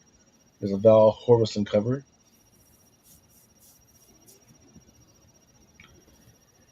So Yeah. I've read it so far. We don't know what the fuck is going on, other than violence. And then the cover B for Slasher's Apprentice number 1 also freaking sold out. So interesting stuff. What about Kid Juggernaut #1? I saw that variant cover uh, being talked about. It's about the Bandai Marvel vs. Capcom joint. No, it's um, it's just the variant to Kid Juggernaut #1. Kid Juggernaut. Yeah, it was kind of under the radar to me too. Um, Perhaps maybe that's why the variant sold out so quickly. But yeah, it definitely came What's the out. name of the book? Kid Juggernaut, There's no Kid Juggernaut that came out this week. Kid Juggernaut #1. Um, What the fuck are you talking about, man? Is that a uh, Marvel book? it surely was $6.99 cover price. They're pretty thick. I got mine. That's I picked up the variant. They had a few of the main cover on the shelf too, but I kind of did gravitate more towards that Release date variant. 5/21. It comes out in 2 weeks. No, dude, So if you're it literally came out already because I got it. Um, no, it's not G supposed to come out. Whoever you got it from, they weren't supposed to release it till for 2 weeks. Yeah, I think Midtown may have it messed up because I'm looking at League and it says April 30th. Kid Juggernaut #1, and they were definitely on the shelf this week. So I think maybe Midtown got it wrong because I did see it, and the variant that sold out was by Dyke Ruan. Let's see. That one, yeah, that's the one that sold out. Now I'm pretty sure. I guess maybe both of them sold out by now, but I know that that one in particular sold out this week. Weird. Yeah, they just got the wrong data because they were definitely on the shelf this week. Like I said, I bought the variant, um, and today when I went back for free comic book day, the main covers were all gone too. So I think it was, Really, yeah, I think it was one I of think those under the there's something radar going type on books because that because that came. it's still in stock at Diamond right now.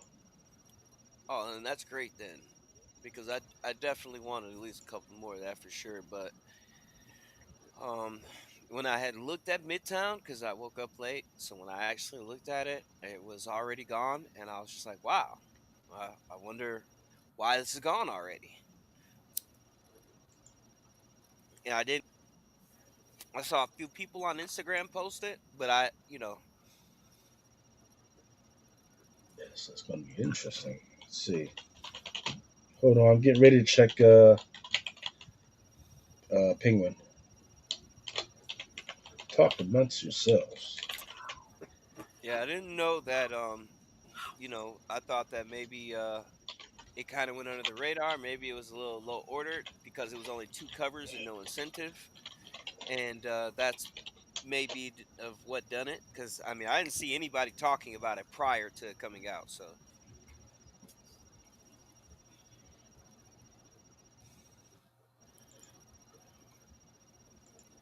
Let's see. Patrick Mill says, "Yo, all right, I'm in the system." so am I the only one that got that book? Nobody else bought that this week? Goddamn right, you know, Yeah, like pretty much. 11. Man, then it might be underprinted. You might want to order a few of those. Okay, so it's sold out at PRH. Interesting. I was just as surprised as you because, I usually keep up with books coming out ahead of time, and that one popped up kind of late for me. Like I didn't see that until Wednesday, so the Wednesday before.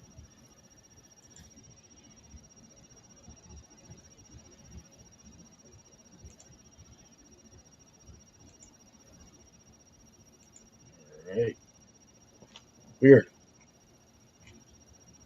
Yeah, my order went through, so we'll see. Um, yeah, I mean, as you can see, like the date has 5/21/20. What's this fucking star here? It has an asterisk next to it. Yeah, it's fucking, what the fuck.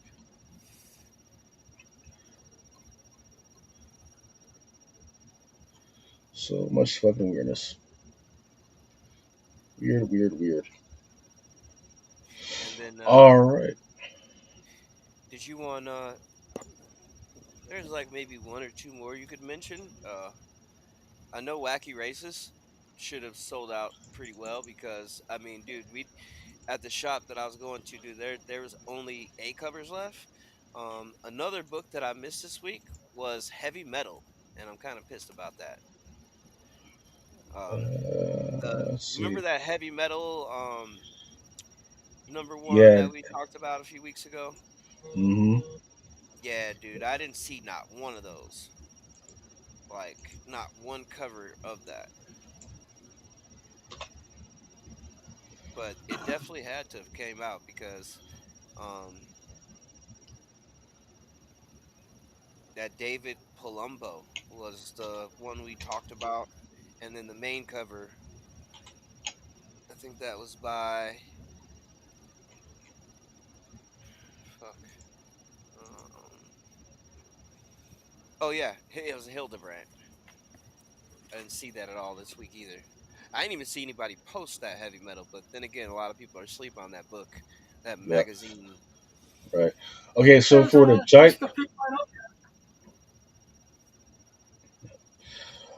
okay. So for the giant size Wacky Races #1, I did see movement on the FLC 1 and 1 to 7 Eric Gleisner joint. I did see that was sold out for a little bit. Um, There's Godzilla versus America Los Angeles number 1 and 25. Harmon Black and White. That one's sold out. You're not going to see this one in any of the re-ups, the liquidation list.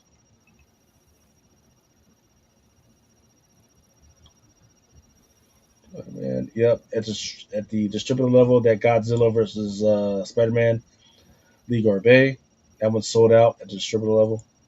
What about the one with him with the symbol on his chest? Uh, yeah, I think that's a Nick Bradshaw. Uh, the one second to the left.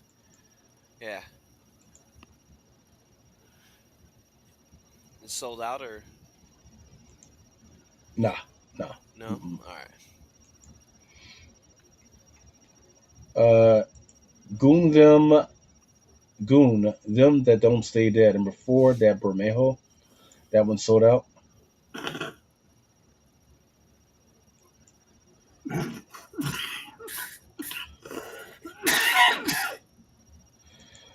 Graveyard Club Fresh Blood, number 1 and 5.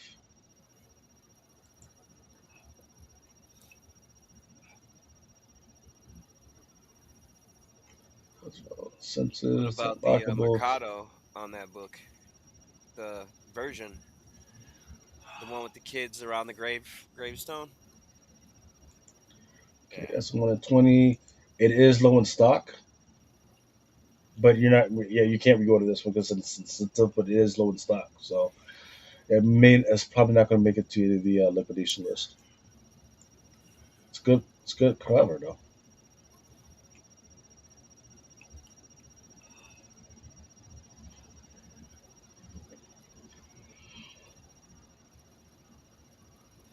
I didn't see any of that. Fuck the one all the way to the left. I didn't see any of those, dude. I think people picked all those up. I think it was a 1 in 20 though. Talk about the Jim Henson joint. Yeah, I didn't see not one of those, dude. I'm And kind of you afraid to actually has start reading this shit. That shit might be giving me nightmares. Aw. Uh, from Xenoscope, Killer Cobra Hunt begins. Number 1, Josh Burns. This is more of Adam's fucking speed. College girl fucking sitting on the freaking on a freaking couch in her half tee, front meat peeking up from the bottom, you Yeah, know, yeah, yeah. and her Speaking of fucking, oblivious. speaking of fucking, Well, it's not necessarily fucking, but her sex toy, this which is like this cobra, is sitting on the couch next to her. It's one of those oblivious sex toys that uh, these that Gen Z doesn't think we know about, and it's just sitting sitting there. It's weird. what about that Kill Town to the right there? What was that second Yep, print? Killtown. Yep, second print, low in stock. Not sold out, but low in stock. Uh, I think that's part of the Cadillac universe, if I'm not mistaken. I might be mistaken, but I think it is. Here's a surpriser. Uh, My Little Pony Tournament of Mysteries, issue number 1, cover A Grant, sold out.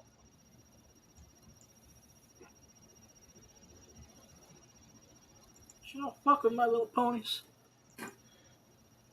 That's sensitive. NYX, issue number 10, cover A by Sarah Pacelli, sold out.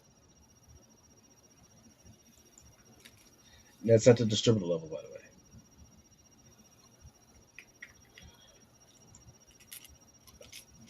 And then Power Rangers Prime, issue number 6, cover B by Malavia, sold out.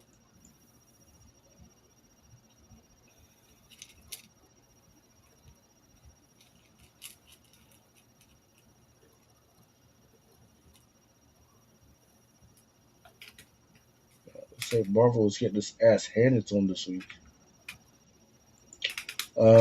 Something is killing the children. This is a 1 in 10. Beautiful fucking cover, but it's not sold out. I'll be waiting for this on the liquidation list. Yeah, But if that's on there, dude, I definitely want like 4 of those and that one. this one is sold out though. Cover A by Deladera.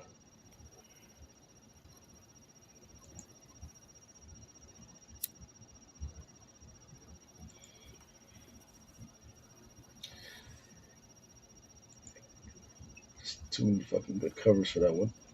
Um, Star Wars High Republic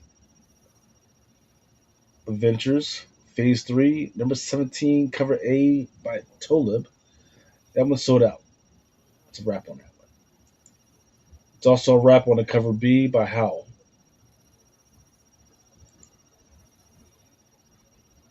I need to read up and figure out what the fuck was going on with that one. Then there's the Star Wars High Republic Fear of the Jedi, issue number 3, 1 in 25.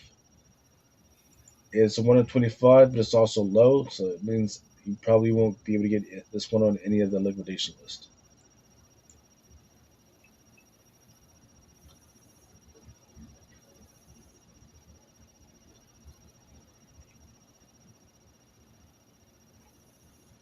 Thundercats bullshit. Check out this Musafra. Thundercats issue number 15, the Musafra Virgin. Absolutely fucking beautiful cover. It looks like only thing is that kind of looks like a mom from the 80s and shit. Yeah. That's the only thing. But it still looks fucking good though.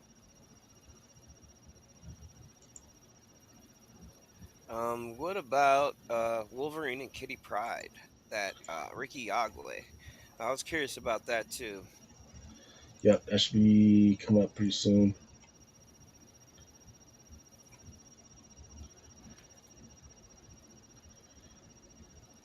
I know they Ricky sold Yagwe out. had a TVA cover as well. Ultimate Spider-Man number 16, the cover A by Marco Cicchetto, sold out at the Disruptor level. And of course, we already went over to Michael Walsh. Weapon X-Men issue number 3 with a Stephen Croce. That one sold out. And then Wolverine and Kitty Pryde number 1. The Ricky Yagua is sold out.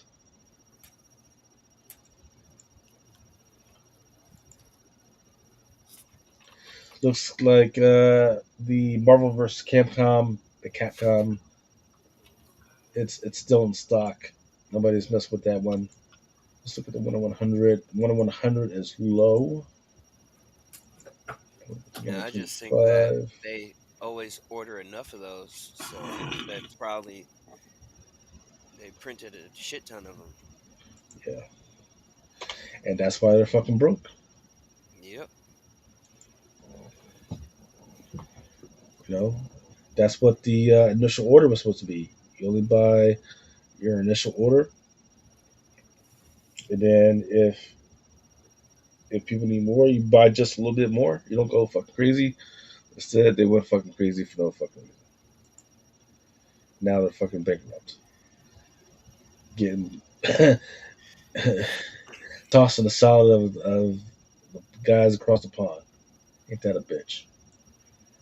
I wonder if well, no, we don't gotta look at that shit either. But because I was thinking about the Mark Spears, I know that 1 in 25 is probably gone by now for sure.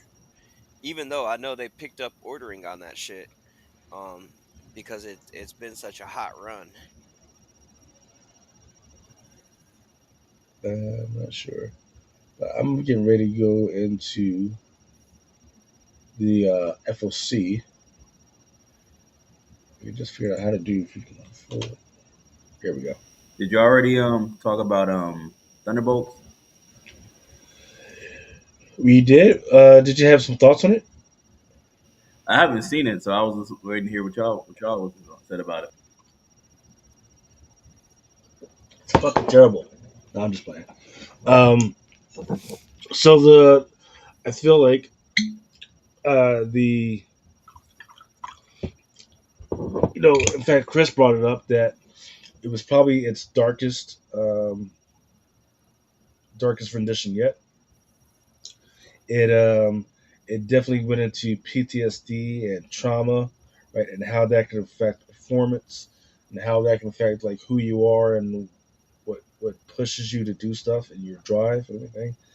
Um, the plot was a little shaky, right?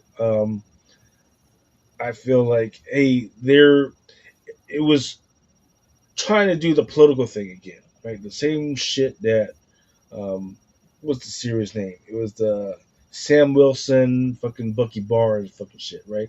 Where they try to say, "Hey, by the way, everything that these guys do is affected by the fucking government."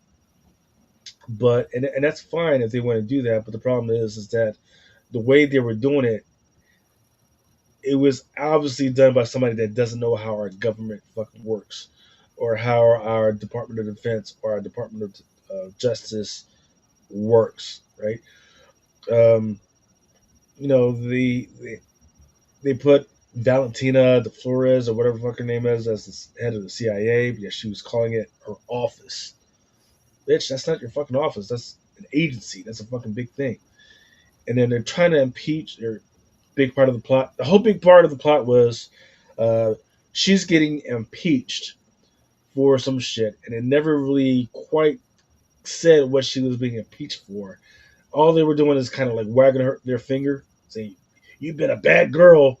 You've been a bad girl. Now we're gonna No, fucking bro. kick you No, out." bro. They were going to impeach her because of the super soldier program that she had going on, and That's the not an black. impeachable offense, though. But I mean, That's not impeachable. No, they I mean, didn't. look, bro. In No, they fucking real didn't. life, we know that. But this is a fucking movie, and that's what they use because the black senator or congressman or what, a council member or whatever the fuck that team that was. Okay, he is the one that. Remember, once I guess they found a facility. He had Bucky working with him, right? And he basically talked about the fact that she had been experimenting on people and killing them and all this, shit that she was doing. And that is You one of the didn't. No, no, reasons no, why they no. were Get it straight. trying to They did. impeach her. They didn't say that. He didn't say that. At no point in the movie did they say actually what the charges were. I mean, I'll go So back. going back, Like you and once they put you that shit let your up. mind run wild. No, you let your mind run wild, No, and you dude. put stuff that wasn't happening in there. when He did when they not say put that. that when they put that shit up, and I hope it's up like tonight. I will go and fucking screen record that shit because Yep. when he was walking up into go into whatever city hall, whatever he where he was going, and he turned around and Uh addressed huh. the news and all that shit, he kind of hinted towards what it was all about Right. right He there. hinted it, but he never said that's what the charges were. And there was a super soldier Hmm. gangbang, and Impeachable offenses are shit like, oh, you violated ethics, or you violated, or you just misappropriated funds, right? But here's the thing: the way, especially for directors, works is everything you do, the money you get comes from Congress, right? So it's not like, oh, she was doing shit on her own. Somebody in freaking Congress knows what she was doing and gave her the money to fucking do it. So she was just most likely just following orders. So if they wanted to say, hey, she misappropriated the funds to do shit that she wasn't supposed to be doing, that's fine. They can freaking do that. If they wanted to say, hey, she disobeyed orders, fine, they can do that. But oh, experimenting on people, they can't say that she Well, I can't mean, if fucking do you're that. experimenting on people and killing them and all type of, horrible science on these people, they can list it as a crime against humanity, can they not? Like they can They say cannot. that the Nope. the moral compass of what she's doing is fucking wrong. So That's not nope. Experimentation is not an impeachable offense, nor is it illegal in this country. That's and how she's that's how the research head gets of the done. CIA, correct? Co. Right. So Executive Order 1233 says that the anything that's intel is related to the Intel Oversight Program, right, which is in the 5240. Experimentation on human beings is allowable under procedure 13 through 15. Which you cannot do it as long as it's like recorded, as long as it's like it's Well, appropriated by documented freaking Congress. were Yeah, right. You can do it, but you're not supposed. You can't just freaking. Oh yeah, as a part of this other freaking mission, now I'm going to do this. But if you were given a mission, which certain things were given her to do, right? Um, but we don't know exactly because they didn't. Here's the thing: they didn't really go into what they originally wanted the Central to do. Because here's the other thing, right? Even as you're saying, hey, she experimented on people. She didn't experiment on people because got to remember where it actually happened. It was actually happening in Malaysia. It was not happening inside the United States. I mean, but they also referenced that they talked about her doing overseas shit. That's what I'm saying. Like That's anytime allowable. That's what the the CIA mission is. like even when he had that little small conversation with Bucky Barnes, I mean, that was kind of like what they hinted towards. Is that what they were trying to bring her down for? So that's what I was thinking Then the if they entire then film. if they were doing that shit, then if they were trying to bring it down for that, then what they were doing is freaking legal, right? Because it's within their charter. Because remember, she was about to be scot free when she thought she killed the Thunderbolts in the first place, and she was destroying evidence. So that tells me that that entire facility was supposed to be used as evidence against her, which is the call that I believe Bucky Barnes probably made to the black congressman or council member. And then that's when he was like, all right, well, we finally got evidence on her, blah, blah, blah, blah, blah. We're going to charge her today. And that's what he said when he was talking to the news people, the fucking press. He's mentioned that. That's why I was like, okay, well, there he's trying to get her impeached over whatever shit, secret programs she's been running, because they also hinted towards all the people that died from that serum before it actually worked on Century. So that's what I thought the entire time of the film, that was the focus against her. Chris, what do you mean when you say when they put this up? Put it up where? He's talking about Uh, those illegal sites. no, like all right, in the film, when we first kind of get started, Contessa sends the Thunderbolts characters to this facility. Now she actually contracted them to pretty much kill each other. All right, and by doing that, this was her tying loose ends, because in the entire film she has a secretary girl that's with her, and she was kind of like telling her what to do, and she was kind of just running shit, right? But throughout the film, they talked about the fact that when she was trying to make Sentry, that she killed and brutalized a whole shit ton of people trying to get to that serum, and that's you can't make an when omelet she without went breaking to some the eggs. when she sent them all there to destroy the facility, that was her tying up loose ends and getting rid of the evidence that would have been used against her in whatever court setting that they were going to do it in, whatever. But like I said, once Bucky Barnes, and the other motherfuckers, because once they got He out of was the so facility, desperate.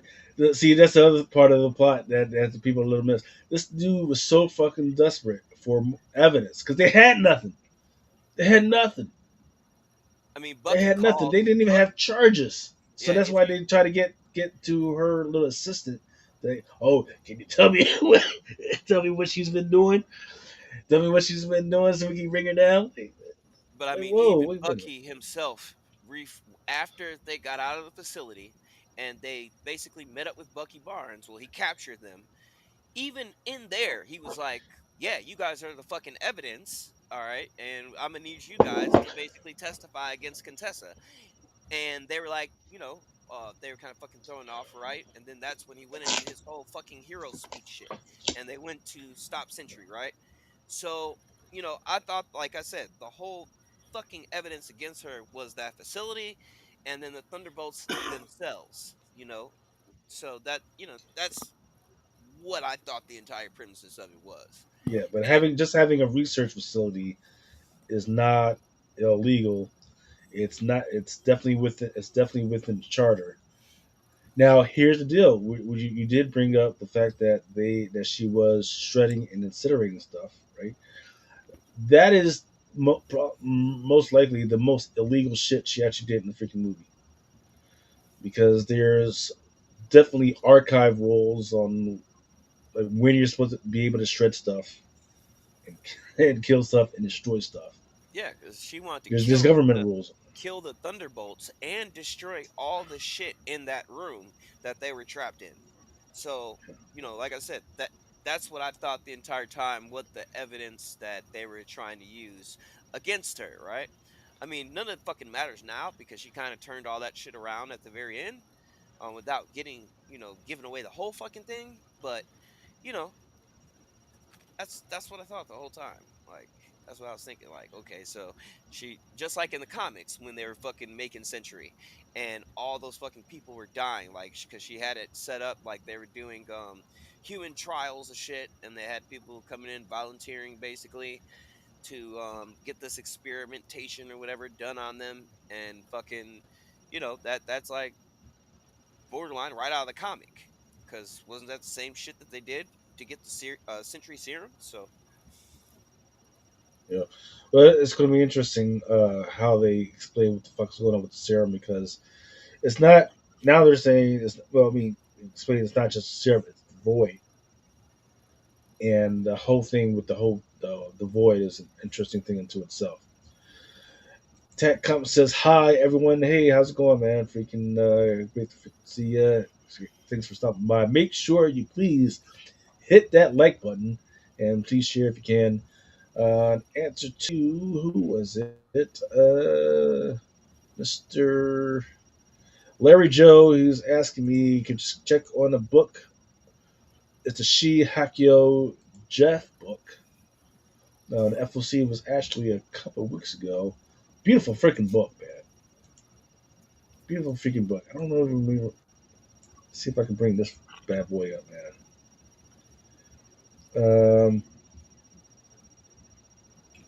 Where is this?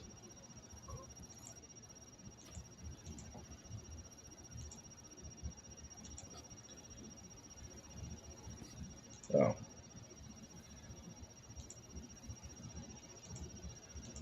here we go.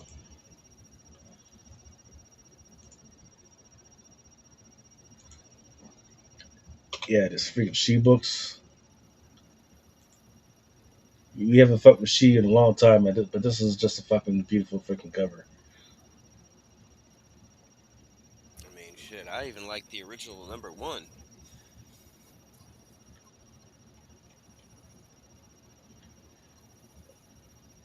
This was done by Jeff Chapman. I know she uncomfortable as hell trying to fight that little fucking Tonga Tong.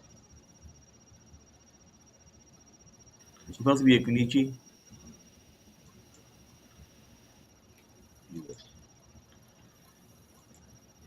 You said who?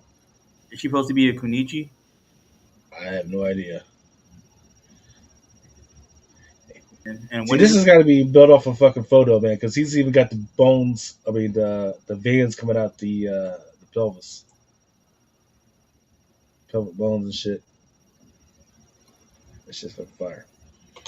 All yeah, right. this is on this gonna get added to the list.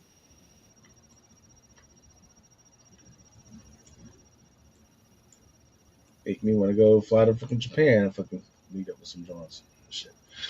All right, let's go ahead and get with FOC. I've got some of these broken down by the dates they are released. I don't have necessarily all the photos, so if I'm missing something and you know about it, please let me know, and I will look up and see if I can find the photo within my resources. So first up, going with Ablaze. This one is the Purpose Project. This one is done by Raza, believe it or not. I don't want to say he phoned it in, but it's not like his normal standard. But this one is done by ADA. He decided to go simple with this one. There wasn't much about ADA, so now we're going to go with Dark Horse. They've got quite a few things coming up. Barstow, Stranger Things, St. John. But the ones that I'm honing in is that Stranger Things, that Grohl right there. It's Grohl? Yeah, Wool, excuse me. That one on the left, it's a fucking troll, man, in the fucking 80s jacket, which means, what's that dude's name? Eddie, I guess, becomes a fucking troll in this fucking book, maybe? Is that what you're indicating? But the most interesting thing is that though in the series, Eddie is actually dead, but he's still alive here in this comic book series. That's pretty interesting. Um, Also, Frankenstein New World will see Star Wars Bad Batch Ghost Agents, Sister Imperator issue number 4, and Umbrella Academy Plan B.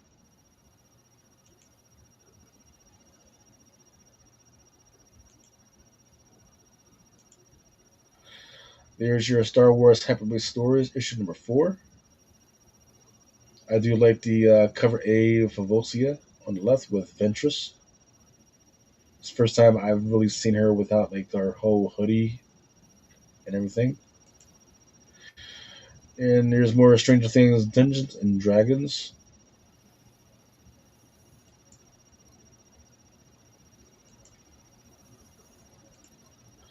Umbrella Academy number 1. Love the one on the left. That one's by Aja. One in the middle, that one's by Tula Lote.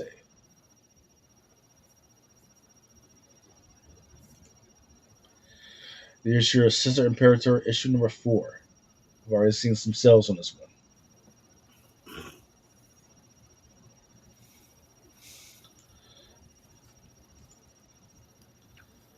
All right, next up, Boom. We've got Hell of Darkness number 1. It's coming out. It's got a few covers. Something is Killing the Children. There's a cover A by Ricardo, as well as a cover B by Frizen and Andolfo. The Andolfo is pretty much the freaking wildest joint. The old girl just swimming with a whole bunch of bodies around her. There you go. No, I had that larger. The one in the middle is kind of the Frizen joint is kind of this. See, this is where I think I know these motherfuckers are listening to us because ain't no way. I'm always talking about tentacle porn and shit, and sure enough, Shane Frizen comes out of nowhere with these two folks on here and they're tongue kissing, but their tongues are tentacles. Come on now. Awesome sauce. Frizen is a freak, but now she's my kind of freak. Gotcha. All right, for something that killing is to children, I think I'm going to pay attention to the one at 50 looks really good. The one in the middle. Yeah, that's fire, dude. I really like that one.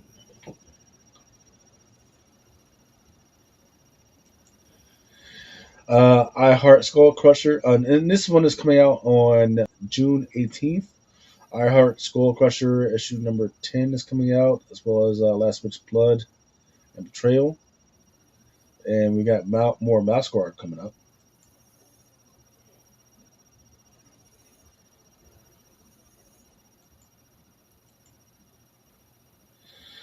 Um, 6/25, June 25th. We've got Armory Worlds No World tomorrow number 12. Got some freaky covers coming out. Just got to pick which one you want, as well as Minor Arcana by Jeff Lemire coming out. VR Troopers number 1. That's the newest version of the Power Rangers. Well, I thought, isn't that like an older team? Weren't they around before? Because I saw the writer for the new series, right? And I know she was talking about it because I guess they crossed over in Power Rangers, and now they're gonna have their own number 1. I think the main cover is by Turin Clark. Yeah.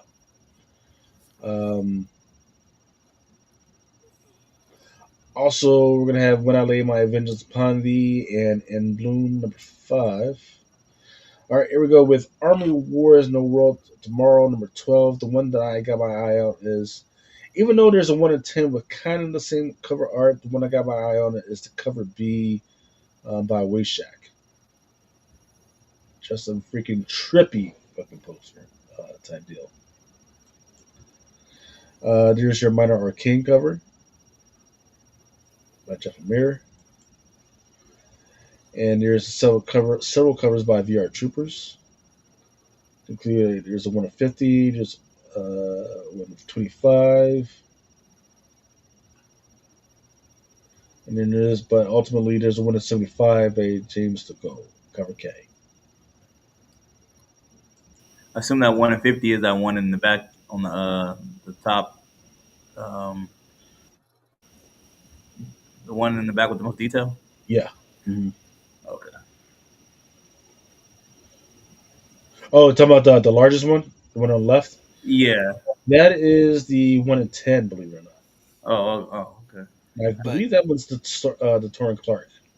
Okay. clarification though, this is like another team separate than Power Rangers, correct?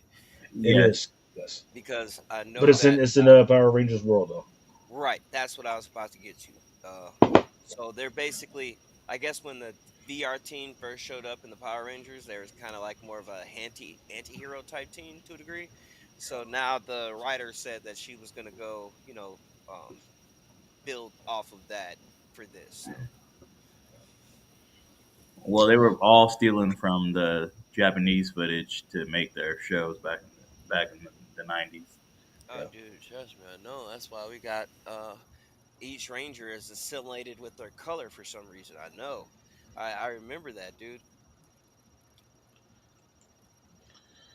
Not Uh, stealing, paying for content. They weren't stealing it. yeah. No, I'm talking about like when Power Rangers came out, right? That was originally a Japanese property. When they brought it to America, um a guy that just actually made fun of this was Jeff Godfrey, right? And he talked about each, Right. ranger was assimilated with their race. And I just thought that was funny. And it kind of does sound like a conversation that they would have had back in the 90s. Like, you know what? Yeah, dude, let's go ahead and make the Black Ranger black. And we'll go ahead and make the Yellow Ranger yellow. And all of the footage that they The got Yellow Ranger was originally, sexy as all hell. Yellow Ranger was Testify. actually a guy, before Mm. they made it Americanized. So And the Pink interesting Ranger had stuff. a nice ass. Testify. All right, this is getting a little weird, Adam. Um, Nice stunner. this is okay. So this comic is obviously a homage to Samuel Jackson's little Monaco. Uh, is that Monoqui? Whatever it is, from Pulp Fiction. Um, when I lay my vengeance upon the issue number 5, and you got 2 priests on there, and one of them looks kind of crazy. It looks like the one of You mean 15 is Ezekiel by 24:17? yeah. I'm pretty sure. I'm not even sure if that freaking joint actually exists in the freaking Bible. I'm not sure. No, it doesn't. I looked. What? Adam actually opened up a freaking Bible and didn't freaking blow up? What the fuck? I read the Bible every now and then. Every now and then? Okay. I believe that. The 1 of 15 is by, looks like it's by Miguel McCallum, maybe? Where is it? No, it's, shit, I forget who it is. I don't know why I fucking cut that off. But you can go back to the other overview pages to find out.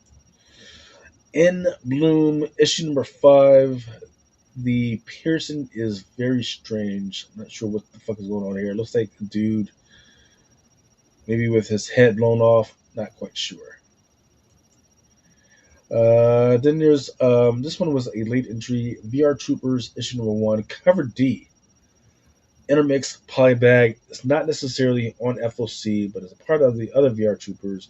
But it will come out maybe like a week later.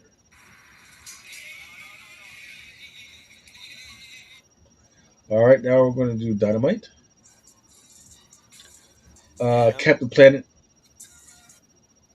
Uh, Cap. Who says they're going to tap out? Uh, Captain Planet issue number 1 has some books coming out, as well as Space Ghost has too many fucking covers coming out. There's a Thundercats book that I actually kind of freaking like. Not sure who the character is. And then of course Spears just doing his thing as It's through all the just books to include fucking Cardinals. ridiculous, dude. It's just so many fucking covers, dude. Like, why do we need this many covers, dude? it's not even the fucking people who buy these fucking things for them to be that goddamn many covers, bro. Like, and it's crazy to me. I see, like, I used to be one of those guys where I had to just buy every fucking cover. I couldn't miss it. And if I was still doing that shit, I'd probably would have paid a visit to Dynamite by now. Cause like, what the fuck are they doing over there? Like, we don't need 25 fucking covers for one issue. Well, I think that what they're trying to do is they're trying to take advantage of the fact that they have printers and printers are right here, which could be, which when I think about it, could be an interesting thing for them if people keep complaining about these freaking tariffs to see if people go down and say, hey man, we need y'all to print the shot because we're getting fucked over. If they do, that should be kind of a windfall for them.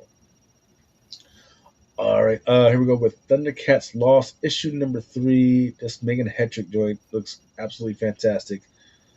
With this, no, this character, I have no idea who she is. Looks like maybe the daughter of Panthro or whoever. Not sure. It looks good. The Herculoids, issue number 4. Bjorn Borens. This one's the Spears, Space Ghost. I like this one. I remember we saw this.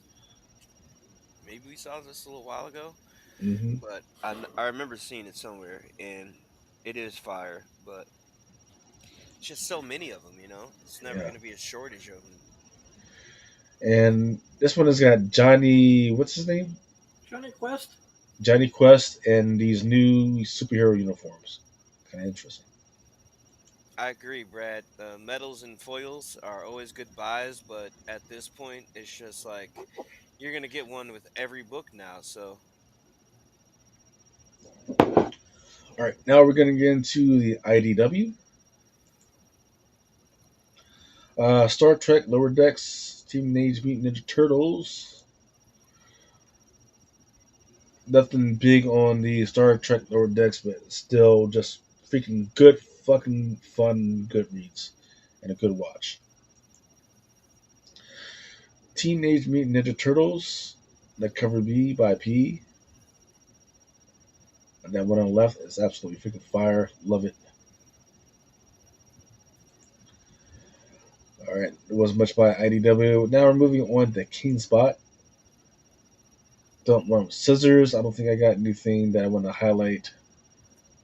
But yeah, Don't Run with Scissors number 2 and Robot Girl number 8 are on FOC. All right, here we go with the big guns with Marvel.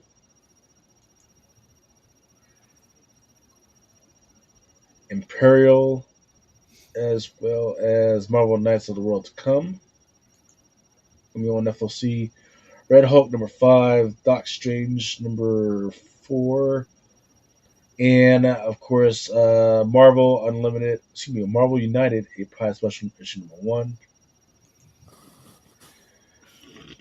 Ultimate Wolverine number 6.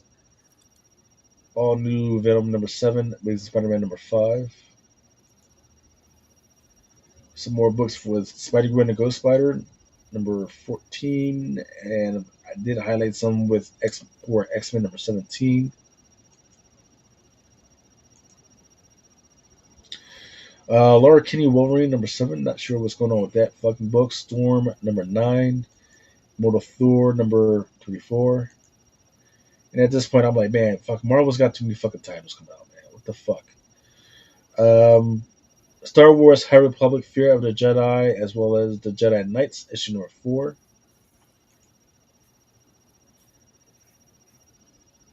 And then also Wolverine number 8, the second print by Johnson.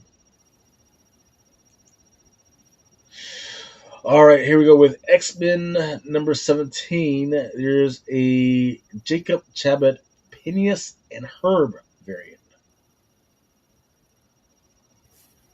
With, I forget what the name of the girl from the cartoon is, but got her as Magic. And it's not incentive either. Then there's a 1 in 25 and a 1 in 50. Absolutely fucking gorgeous fucking cover. um, No, you're not feeling it? the No, I like all that. The one that I was wondering if you highlighted was this Emma Frost. This I'm glad how you she brought that was. up. I'm glad you brought that up. I didn't I didn't do the slides for that one because where I was, too many freaking kids around that motherfucker. But I can definitely just remind me to pull the stuff up for that one, and we'll go through that one. Yeah, because it's fucking beautiful, dude. Storm number 9. There's a 1 in 25 by Jeff DeCall. That's the one right there, baby. That motherfucker's That's fire. a fucking queen. That's a motherfucking queen right there. I mean, Yeah, these will do well. I'm definitely planning on picking up a couple of these. When the fuck do you ever see Jeff DeCall do Storm? Which is even more of a reason why I'm picking this up. And it's just fucking beautiful. Like, seriously. Is this a ratio or? there's a no, it's a 1 in 25. All right. Um, Another book I was wondering about is Immortal Thor, because that is fucking pretty dope. Yep, I got that coming up. Uh, right now, I am split on this one. Marvel Knights of the World to come number 1. If you look, if you walked into your fucking living room or your fucking kitchen and you see your woman just sit like that, back up and just go get into your fucking car and just drive away for a little bit. Okay, don't turn your back on her. Just kind of walk backwards because she's got something for your ass. All right, I don't know, and bro. I got mixed feelings because if I walk in and I see my girl looking like that, I'm gonna have to fuck her because no, you know, I this is like not. that. I love that attitude shit, No, man. this is not to come. War. This is not to come get it. This is about this is the you about to get it. We need to talk. Yeah, you about to get fucked up, homie. We can You about to talk come up with some milk cartons on this motherfucker, homie. after I clap them cheeks with all that attitude. Let me Yeah, get you that can try if you attitude want to. You first. can try if you want to. I 100% guarantee you, if she's sitting like that when you come in, the only ass cheeks that's getting out there is you. You're gonna be on you're gonna be on freaking cover. You're gonna be on Adam's Project Pegasus. I mean, I feel like this looks like a great poster, it's like a It's absolutely gonna fantastic fucking poster. like it's gonna it's gonna one of look those really good in person. black like when you walk inside a black person's house and they got like those like big like African or art photos. Yeah, I see your vision. This I looks see your like vision. a really big one in a living room or a bedroom or something like that. Yep, I definitely see your vision. Yep. Yeah, I'm not gonna lie, Maybe dude. This is a maybe nice like a ass black book. yeah, maybe like a black background maybe, and the hair should maybe be like a glow in the dark, but not yellow glow in the dark, like just white glow in the dark somehow. Don't know how you pull that off. I am not gonna lie, dude. This is a nice ass book. It's the type of thing that I would have framed and probably give it to my OG or my grandmother because I think they would really dig that shit. Imperial issue number 1, Adi Gravnov, man, that's one I'm going to keep an eye out on. Just that's a that's a fucking kingmaker right there, man. That's fucking awesome. Adi Gravnov fucking pulled it out of his fucking ass with this one. That's absolutely fucking fantastic. And And I believe what is this? That is a 1 to 100. with Hickman on the writing too, that's Ooh, definitely yeah. one to watch. Hickman's always got something in the bag for you. He's I, always got I something in was the fucking bag for you. So, already excited at the fact that we're getting God's tie-in for God Emperor or for One World Under Doom. hmm But we still have some pretty fucking powerful cosmic entities out here. And since this is a space story, I was really hoping that we would see them in either this Doom tie-in or Imperial. yeah, That being the Black Swans, of course. yeah. Um, I'm looking at this right now. It looks like there's two 1 to 100s. There's the Adi Gravnov that I showed you, but there's also a Miguel Mercado. That's one to the bottom right there. And then Also, the highlight is that there is a Scotty Young, Looks in like an there, and old there's man also Peach Noah. Momoko. So I think I'm gonna end up getting like 50 of the Scotty Young, 50 of the Peach Momoko. Then there's the 1 in 25 by the Alessandro Capiccio. There's a two of the 1 in 50 by Jim Lee, and that'll settle me in for the 1 in 100 for the autograph off. I'm straight. Here's your autograph off. All right, there's Ghost Rider versus Galactus. I'm absolutely fucking in love with this one area of. It's not impossible, but fucking you got Ghost Rider choking the shit out of fucking Galactus for some fucking reason. Hey man, I don't know if you're hip to the older cartoons, but we already watched Ghost Rider dominate Galactus's bitch ass. Fantastic Four. You dig? We already saw that. He Yeah, gave him that episode of that old Fantastic Four where a Ghost pin and Rider just stare kicks and his ass. fucking rap for Galactus. Laid out. KO. So logically, that doesn't even make any sense because if he gets his power from Mephisto, and Mephisto is an earthly being, then why the fuck does he have power on the level of Galactus, which is a cosmic being? Hold on, false. That is not the case. Mephisto is one of the most powerful beings in the Marvel universe, and there is no matching him. Hence, why every time people have an I altercation mean, with him, no matching him other than the one above all. well, no, this is what I'm saying. Like, there's no matching Mephisto because of the simple fact that everybody has to basically trick him to beat him because you can't just beat him up one on one with power. I mean, the one above all probably can because I mean that's the fucking god Probably of the can. One Marvel above all made him. Yeah, but at the same time, like Mephisto has like godly like powers himself, and No, no, no, he no. Let's not blaspheme on the show. it A does though, minor, a dude. minor He can demon, do anything. a He minor can demon does not have the same, power as God. Let's no, not do I'm that. saying like Who's that demon? he Is God. is Then what? extremely powerful. Like if you look at all the feats that he has, he's like, I mean, he's a hell lord. I mean, like give you example, fucking Nightmare is also a hell lord, right? Do you remember one of the biggest feats for Nightmare was putting the entire fucking world to sleep, where he gained enough power to defeat the Celestials, Galactus, and the whole nine? So I feel like Nightmare is weak sauce to me, and Mephisto is like 10 times stronger than him. So I can see that because like Adam mentioned earlier in the Fantastic Four show, the cartoon dude, he Right. gave him that So, pin stare, and it overrided all that shit. right. So Nightmare was on the is on the cosmic. Um, it's not even cosmic. It's called, I forget what the name of it's called. It's like eternity and infinity, right? Where they're the forces of nature, right? Mephisto is not a force of nature. He's a being that's tied to the earth. Always has been. So I don't. I mean, Yeah, there's no he's in way in that hell. hell dimension, dude, and that's like a Yeah, completely hell's only on different Earth. dimension. Hell is only on Earth. There's Hell. His is on Earth, and there's another Hel that's even on Asgard. Well, yeah, that's Asgard's version of hell, Right, and but Mephisto is not the not the god of, or he's not the creator or commander of Hel. It's a but totally different like one. when you think about it, most people can't fuck with Mephisto. I mean, it even took Doctor Strange to help Doom get his fucking mom Right. back because he couldn't do it on his own. So a You know, human being who's tied to Earth could not mess around with but he an tricked him. angel.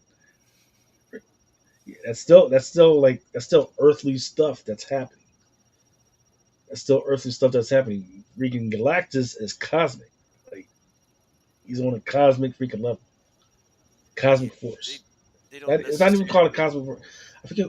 It's gonna freaking kill me trying to figure out what the name of that shit was. He's a constant, Which is crazy basically. because huh?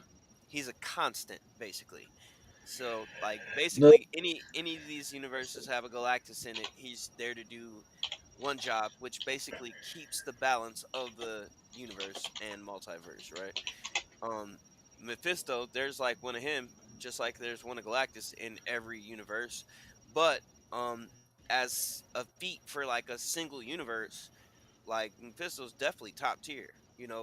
Most of the shit that he's done, um, it's like that's like god tier level shit. Um, erasing everybody's memory in the world and setting shit up so that he still wins in the end. I mean, that's just kind of like some god tier shit, isn't it? Yeah, but certain gods are still just tied to their planets, right? We're talking about Galactus, who is like a cosmic entity. Big Yeah, difference. but he's only one in the universe. Like, I was, you know, I No, was, he's not. I was kicked by a No, he's twin, not. man. all right, he lived past the sixth universe, correct? But Right. One of there's like so did multiple yeah, so different did Galactuses. what's Like, the guy it's for not just Gore? one Galactus Fucking for the entire multiverse. It's multiple Galactuses. There's one of them in every universe. hmm That's what I'm saying. Like, so, um, he survived what the last iteration, the ending of the universe, which was like with the sixth cosmos, which brought him to the seventh, and then the seventh got destroyed in Secret Wars, which brought him to the eighth, right? But I mean, hmm he's just a constant because he's his job is literally to keep the universe balanced. You know what I'm saying? Like even in the MCU. I wouldn't call it that. If they're trying to push that freaking narrative, that's fucking stupid. Well, I don't think they're gonna Then they push that lost it. narrative in the movie, but I'm just saying, like in the comics, 110% sure Galactus is to keep balance in the universe. Like Yeah, him beating the no, planets. they didn't mention. Well, they just maybe like 2 years ago, 2 or 3 years ago. Um, what's it called? The Defenders or something like Yeah, that. It, Defenders it of was it God. was it was with what's his name? Fucking Doc Strange, Galactus's mom, Talia. That it or no. Silver That, Surfer, that Silver Defenders Surfer. run? Yeah, Whatever. they did a whole thing. And it was and the point wasn't to show that anybody was a constant. It was to show that there was many different freaking versions of many different freaking characters. Um, yeah, constants are not like a real big thing or even consequential. Now they'll keep bringing up cosmic entities. Like, constants are not. Um, but yeah, let's keep going. Here's your period. Here's your okay. There we go. There's your immortal Thor, That motherfucker is nice. Fabricio Tommaso. Yeah, for some reason I don't know why that shit just pops to me. And with them going to kill Thor in this run, you know, might be one to look after. Mm.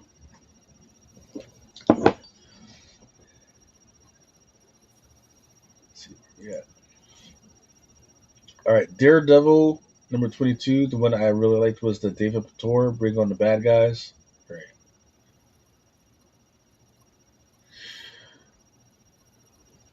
Kind of the guy that he's fighting kind of reminds me of Bloodshot though. That's the only fucking thing. He does, and I remember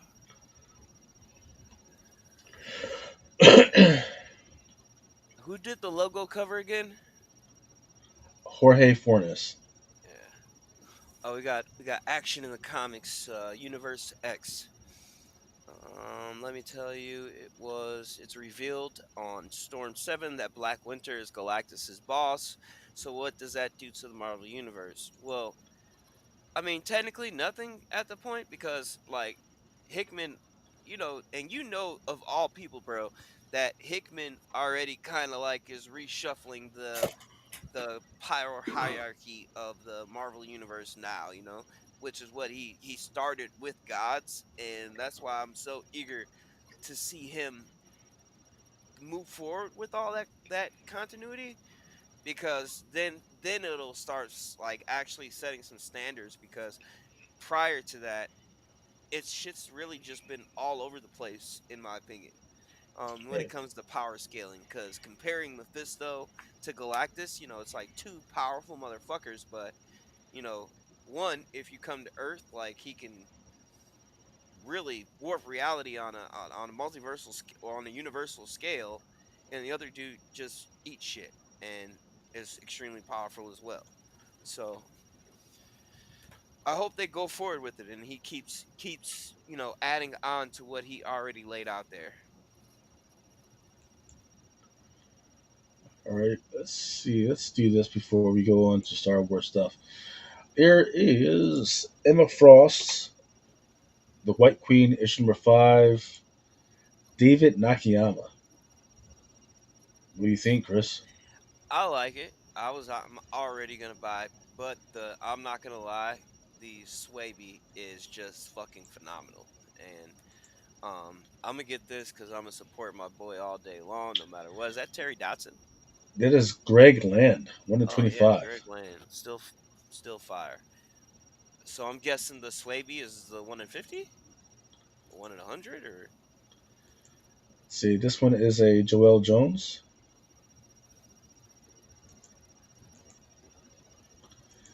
there you And go. there's your Josh Swaby. And that's just a regular variant, Yep. and they didn't put it on any incentive. With the manga anime fuck me fucking heels and tights. The anime fuck me heels. All I'm right. not Yeah. gonna lie though, this is fucking fire. This cover is fire, dude. They should have gave us a 1 in 50. Ooh, it's a 1 in 100 Even better. virgin. 1 in 100 virgin. God damn. Yeah, I'm gonna need one of those. And then to bring on the bad guys variant.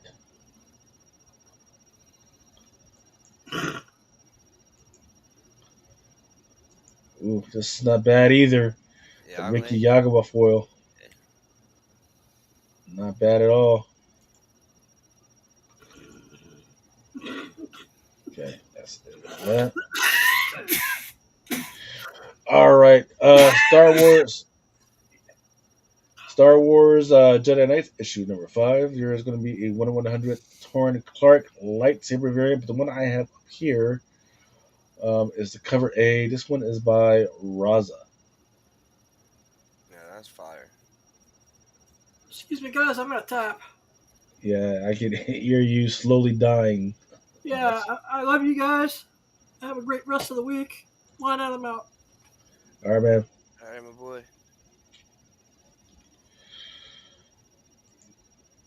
Ultimate Spider-Man Incursion number 1, 1 in 1. Excuse me. That one is a Kale and Goo foil variant. With Miles fighting. What the fuck is this dude's name? The Spot Man.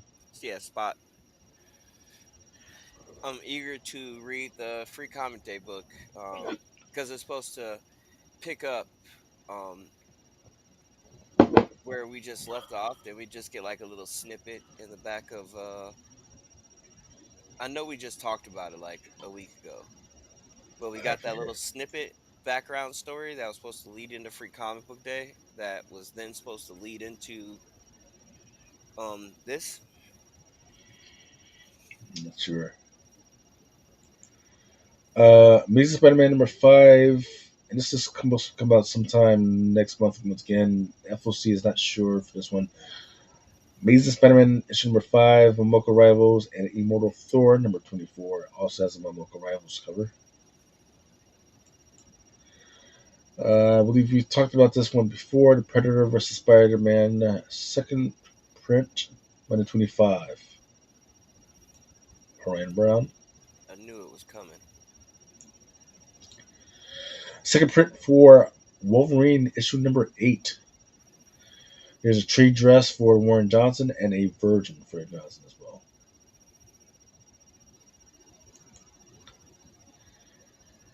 And that's just the stuff that's supposed to come out somewhere like around 6/4, 6/18, June 18th.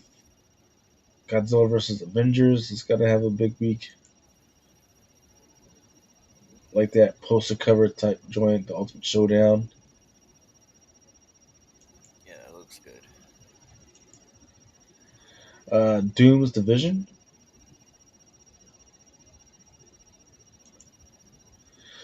Gwenpool issue number 2, the Leslie Laree Gwenpool variant.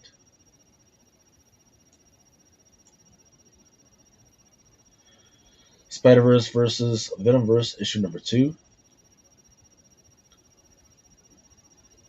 Is that the one that's supposed to have like a lot of fine detail in it? Like Yes. supposed to be like a shit ton of Easter eggs if you look at it. Yep. Yeah. And I forget what the fuck was going on with the baseball cap, but when I first looked at that shit and the baseball cap came at me, I was like, wow, what the fuck? Yeah, that I think that was from back in Extreme Venomverse, when in that same run that Necroco got introduced in, right? Hmm. X-Men number 8. This one looks a little weird. I'm wondering what the fuck is going on because it looks like it might be Magneto and Serenus. I'm not sure, but that's what it kind of looks like from my advantage. Psylocke. Here's a two interesting little covers. Love the one on the left, which is a cover A, but the one I really love is the Puppeteer Psylocke variant, which is the one on the right. Yeah, that's fire, dude. I wish they put that on a 1 in 25. So it's actually a 1 in 50 version. Oh, fucking even better. Yeah, I need that. Add that to the nice little stack of Psylocke. Wolverine issue number 10, cover A. Looks freaking good. And here's a 1 in 25 Greg Land variant out there. West Coast Avengers. I'm highlighting this because it is so fucking bad. Like, look, if you're gonna do fucking wires or spider webs, don't make the shit fucking white because otherwise the shit kind of looks like a fucking bukkake affair. Just saying. It is a rather busy cover. Moon Knight, Fist of Nut Khonshu, issue number 9. Is Love that the cover A. Uh, David David Parator? Yes. Hmm. Yeah, that's fucking fire, dude.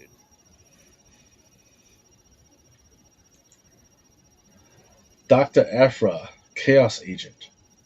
Love the one on the right, the 1 in 25 by Pacelli, kind of a Catwoman issue number 50 homage.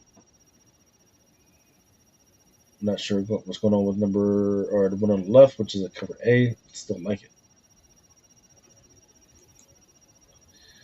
Ultimates 3.0 cover, just this weird one. Jet the Land Shark issue number 1. That one on the top row, or yeah, far left. That one. That's the one right there. Besides the art drawing, of course. Yeah. But You are talking about no, you the showed it. Totokoro. It was the one on the left. Yeah. Yeah, I'm just trying to remember who did it. Oh, the Totokoro. It's the Totokoro variant. Yeah, it's fire to me. I actually like the one with the gauntlet too, though. No, I didn't get a chance to get a bigger shot of that. That's a Ricky Yagua. Yeah, that motherfucker is fire too. All right, now we're going into Oni Press. Goddamn Tragedy issue number 1, first issue, and Ricky and Morty coming out with some stuff as well. Skipping through it, Udon, Mega Man Timelines, nothing worth really mentioning. And then now we're going into some of the DC stuff. Batman number 160, it's got a 1 in 100 for it. The Wonder Woman has got a Stephanie Hands that's worth looking into, as well as the Absolute Wonder Woman number 8, 1 in 25. And Superman doesn't really have any. Excuse me, I'll take that back. Superman, Derek Chu, which I think I show later on. And then there's the Justice League Unlimited joint. My interest is the Molina Super mashup covers. Indeed, that the Harleys are fucking beautiful, especially that cover D. They put their fucking foot in these Harley Quinn issue number 51s. All four of them look good. I need like two of each one.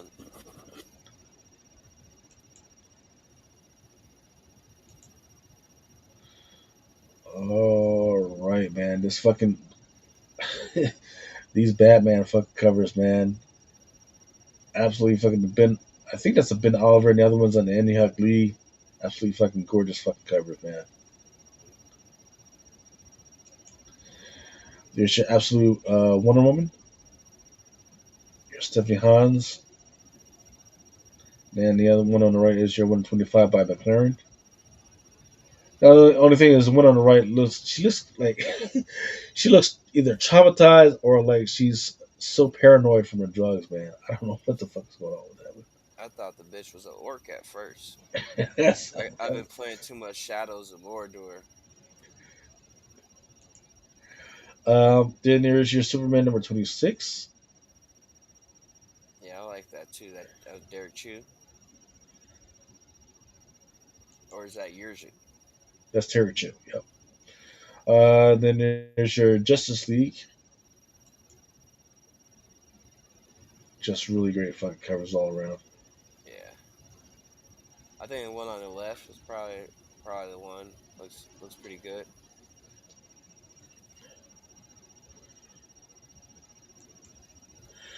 Then there's your Harley Quinn issue number 51.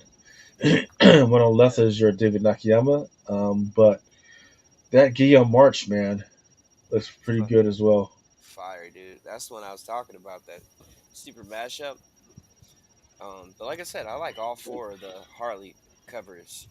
Did they show you guys the 1 in 25 yet? He Like, is probably. it? Oh yeah, so if you look at the bottom right, there's a Christian War joint. It's not that good to me. All right. I like Christian Ward, but I don't know what he's been on lately.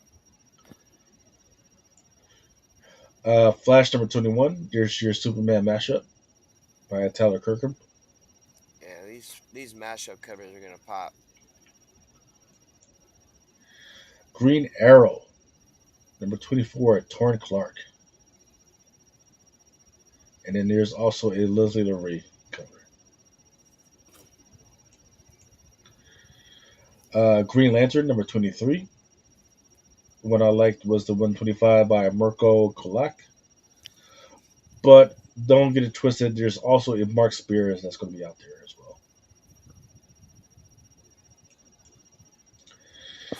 well. Peacemakers, Prez Vigilante. I don't know what's going on with the one on the left. I just gotta like it. I just fucking like it. I don't give a fuck.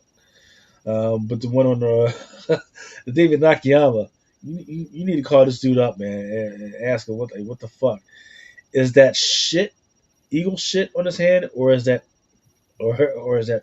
eggs? I don't know, Because it's but brown. Eagle E got some shades on. Best Eagle E cover ever. Straight up. So just so you know, the craziest shit that I got probably in my toy box right now is from Diamond is there's an eagle that it moves its fucking wings, and then when you press a button, it fucking gives the equal treat. It's crazy. Yeah, that sounds like something I should have. I forget who did this cover, but it's this one for me is a must have. It's a fucking great cover. DC Pride 2025 issue number 1. Here's a one on the left is your cover C by Julia Reck, and then the one on the right, man, it is just a beautiful cover by Sozo Micah. And yeah, that one's a DC Pride joint as well. All right, getting into Image. Dark Honor number 1. Mommy Blog one shot. Feral issue number 13. Love the Homage by Tony Fleeks and Alan Basilacqua. And then the one on the right there's is a regular cover A, but there's also a 1 in 10 by Faulkner and Rodriguez. I like both of them. I think I like the Jason one a little bit more, but I'm wondering if that dog was in one of the other earlier fucking volumes. What was it called? Stray Dogs? Yeah, possibly. Iceman issue number 45 for those that forgot that this was still fucking happening.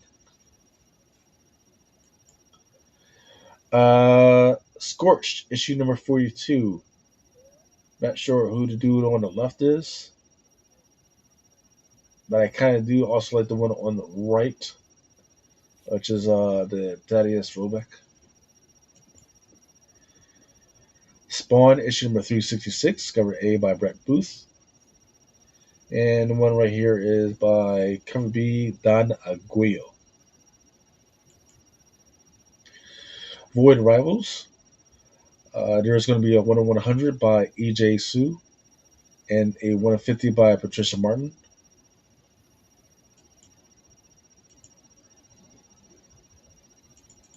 Is that it? I believe that is it that I have for the FOC. Ready to go through some stuff that's coming out this week? Yeah, it's already a couple of things sold out. I see. Did you have your desktop ready to share? Let me see, dude. Here, I'll get it ready for you. All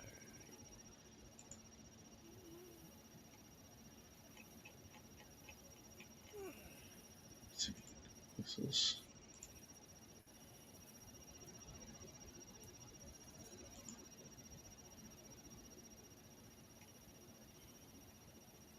right. All right.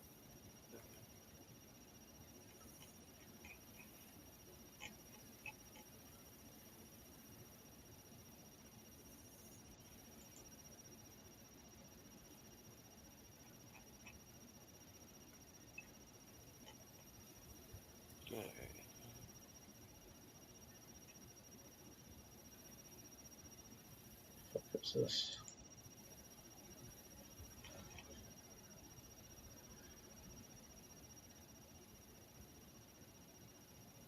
Let's see. Universe X saying that he's pretty sure that the Viscerator that's the Viscerator's first cover appearance on the Spawn book, and that is Violator's sister. Okay, good info. Great info.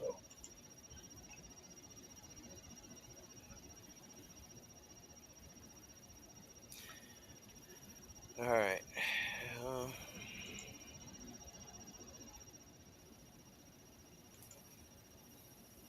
let's see.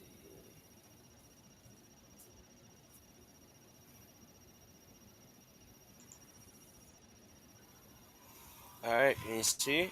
All good. Let's see.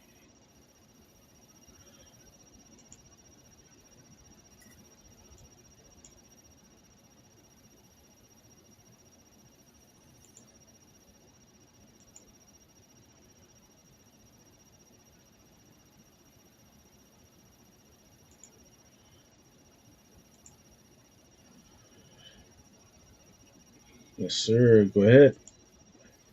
All right. So there's some of the things coming out next week. Um, I like this Borderlands cover, but I'm not too invested into it. This monstrous, this Dan Panosian right here is definitely worth keeping an eye on. I know we talked about that some time back. Um, let's see, let's keep going. And then your bad batches that come out next week. Let's see. On to your DC. So, um, I'm really feeling the turn Clark, but I don't know. Like if seems like there are going to be plenty of those in stock, but I know that this will be your first cover of Brainiac, if I'm not mistaken, in this new Mm. Ultimate Universe or Absolute Universe, right? This Superman 7 right here. And going forward, let's see what else we got.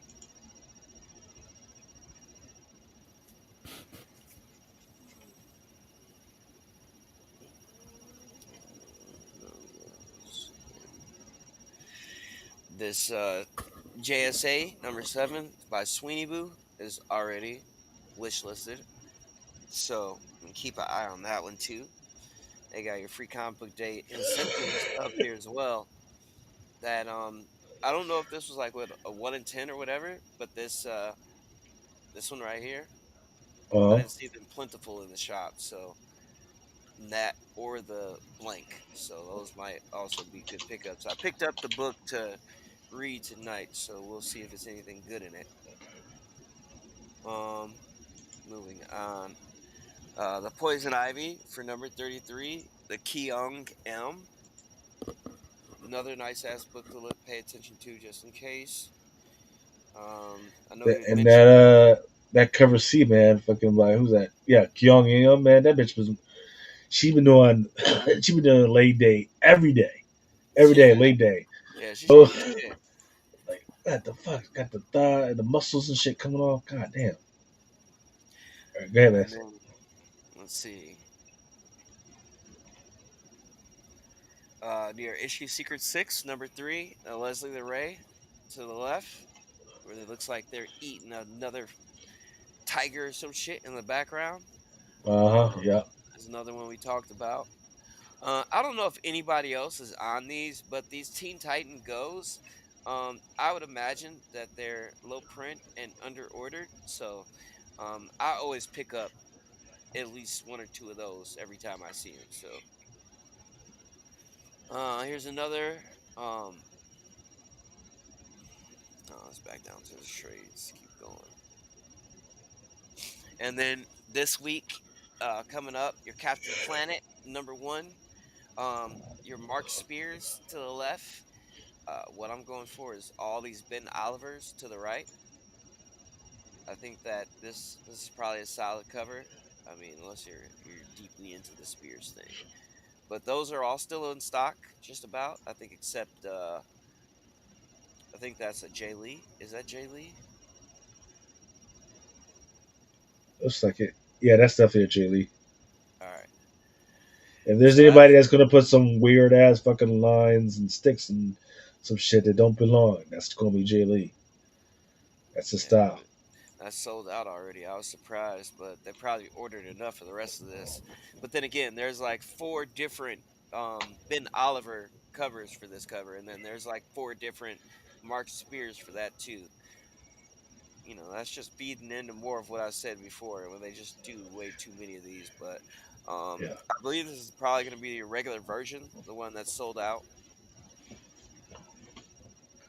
People have been steering away from the foils as of late. And then this is another one that sold out, the Kyle Hotz variant on Herculoids number 3. And then you also have your Dan Panosian that's coming out this coming up week. They also have a version for both of those books that are still in stock as of right now. Um, Definitely pick up the virgins. Red Sonja and Mars Attacks number 2 is coming out this coming up week. The first issue sold out entirely. Didn't really matter what cover it was. Really. Um, this week it'll be the Greg Land, the cover C, and I like the black and white one too. And then the other one that sold out was your Jay Lee version. So I'm guessing that's the regular version, not the foil. And then they also have the version Greg Land still up for the black and white and the colored. So those are definitely two to watch as well. Silver Hawks number 3 coming out. You got your Sean Spears cover, Mark Spears covers. Um, I've seen a few people on this, and your cover G, your Mannix is already sold out. I think that was like your 1 in 10. If I'm not mistaken. Yeah, gone already. I don't know what what is about this cover that made people buy it. Like Nothing. I don't. That's what I'm saying. Like I don't see what it's all geeked out. Maybe it just sold out fast because nobody ordered it. Here you got your Ivan Towel incentive, which is also fire. The Virgin incentive of that same Mannix cover is still in stock. And then you got, let's see, I was just going down these too, but there's just so many covers for the Silver Hawks. But then again, there's some more of your Mark Spears, and then here's your Space Ghost Johnny Quest, Space Quest #1. Um, of course, your go-to is probably going to be your Mark Spears, but I was a fan of the. I think this is Mark Bagley, correct? This one right here. This cover No, B. Joshua Middleton. Oh yeah, yeah, yeah, yeah, yeah. Another one to keep your eye on. And I do believe they have a virgin for that. But there goes your virgin Mark Spears. And yes, they do. There goes your virgin or your Joshua Middleton. Let's see. This one's not that bad either. If we're just being honest. Ben Your Oliver. uh your Ben Oliver, he always does some really nice work. All right, let's go to some more specific things, dude. Let's go look at our Marvel.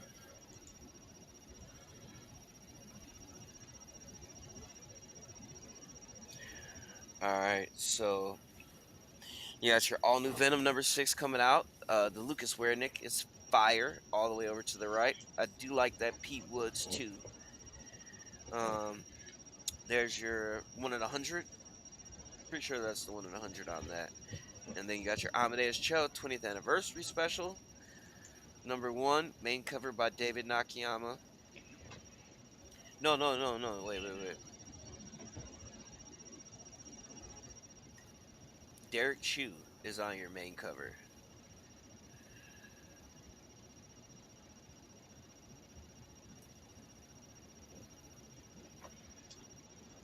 Let's get back. We won't click shit else. All right. Yes, your David Nakayama. Then your Amazing Spider-Man #3. Your Rose Besh variant. Amadeus That Show also. 20th anniversary. Yeah, that David Nakayama over there to the left. But I'm Yeah, not gonna lie. I'm really feeling the Derek Chu on the main cover for this. So I'm just gonna watch it. I got like four of them, but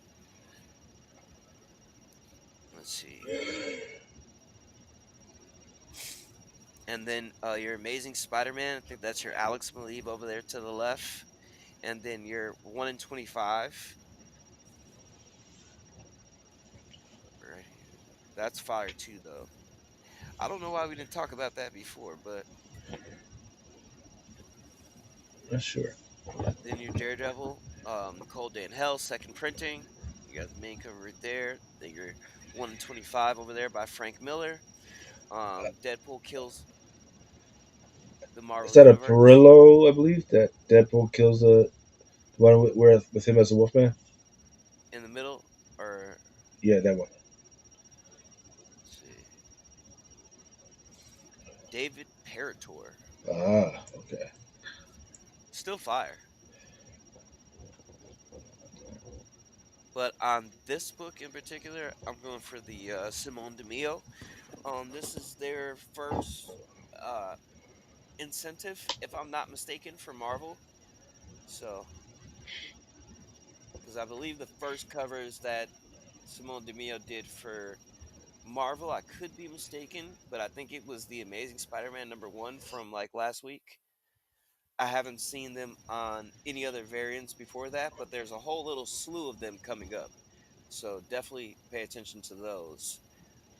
I think Simone DeMille's been kind of like one of those sleep on artists until they pop, basically. Yeah, you'll All be right, doing the Matrix form before you know it. and then your Fantastic Four fanfare #1, your main cover is sold out. Then you got your Nicoletta Balderi, which is also very nice. That's going to be a part of a whole connecting set. And then again, here's your Simone DeMio on the 1 in 25, which is another pickup for me. And then this one is special too by John Byrne. which is the Hidden Gem variant, which is also another pickup for me. So I hope this book is great. I put a little money into it. And that's when it's Fantastic Four. Yeah, on Fantastic Four, Okay. the Hidden Gem. About time they start matching these stuff up with the fucking movies and shit. Yeah, dude, it is a nice cover. I'm not gonna lie. And then Godzilla vs Fantastic Four, your number one. It did get a second printing. Your 125 is sold out. And then it's Jeff Week number one shot. I know people may have not have been peeping that either, but definitely look out for that one too. And then here again, Simone DeMio on your 1 in 50 for Laura Kinney Wolverine number 6. This is also a fire cover. I just think I like Simone DeMio's work, so all those were pickups for me. And we got Marvel Rivals number 1, the second printing for that book as well coming up. Your Psylocke Scott Forbes 1 in 50. I know we talked about this a couple of weeks ago with Mel. And then let's see.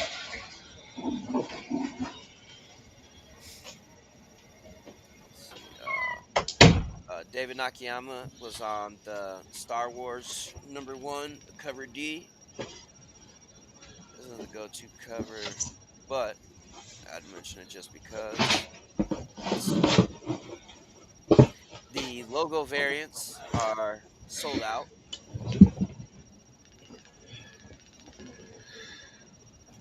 6 volumes of this, dude. Yeah. All right, So and they David also, Nakayama cover L. yeah, is that a Woo! 1 in 200 or what? What the fuck?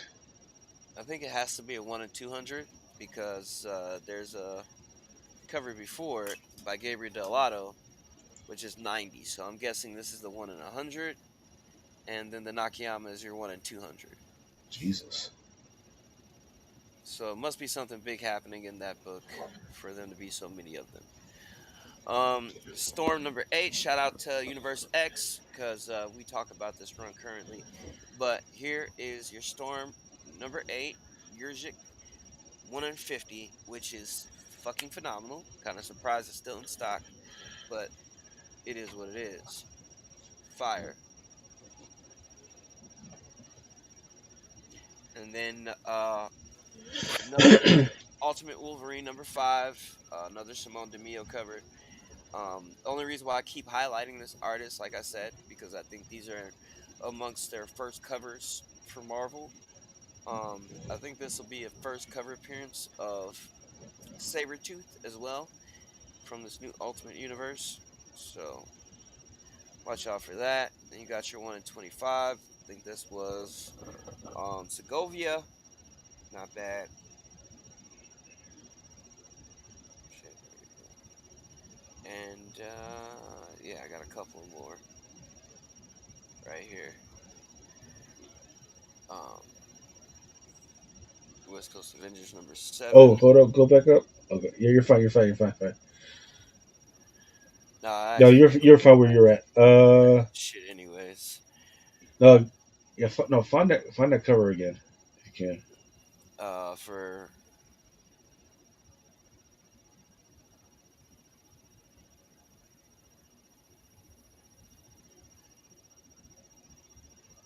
Because that dude's been popping up in a lot of freaking covers lately.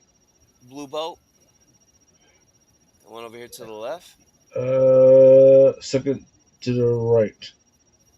That's to the right. Oh, West Coast Avengers number 7 cover C. let's see. Yeah, that's your Impossible variant. I think his name is Mr. Impossible, Yeah. but he's supposed to be on a few more variants, if I'm not mistaken.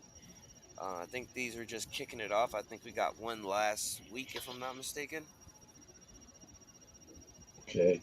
So is he a new champion or what the fuck is going on with this guy? I haven't never heard of Mr. No, Boss before. he is a character.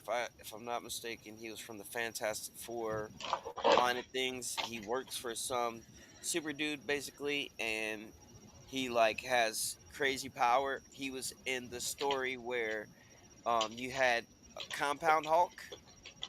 He was part of the reason why Compound Hulk came about. Okay. They were all betting and all that, and then he actually damn near convinced them to merge themselves in a way. So he's kind of responsible for that. But that's like one of his most highlighted stories, if you want to say. Okay. Because there's been a lot of covers I've seen where it's just a normal cover and with a character, and all of a sudden, in the same position as that other character, now he's in that position.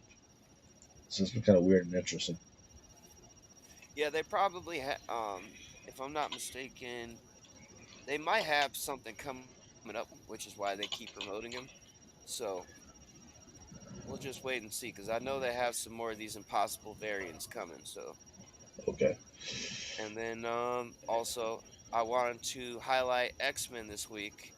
Not 110% sure if this will be like their first cover appearance, but the way it is inside the book, it's definitely seems like their first appearance. So that's one to keep an eye on too. And more preferably the Russell Dauterman. If anybody is collecting this set like I am, that's definitely one you got to add to the bunch. So, but I Shit. think that's like primarily it for Marvel, because the rest is Yeah. trades. Okay. Yeah, and then you were in the Indies. Annihilation. Yeah, you were in the Indies, and I think the first one that popped up was Sister Imperator. Let me see. What was that under Dark Horse? You were under the Indies, I think. Let me see. We I got must have been Adventure wrong. Time #2 coming up. Blade Forger second print. Make sure people watch out for this one too. We saw what the #1 did. That 1 in 10 was like nearly impossible to find at this point. Um, Chamberlain's #1. We talked about this last week. These will be coming up. There's quite a few of these coming up too. Really nice artwork.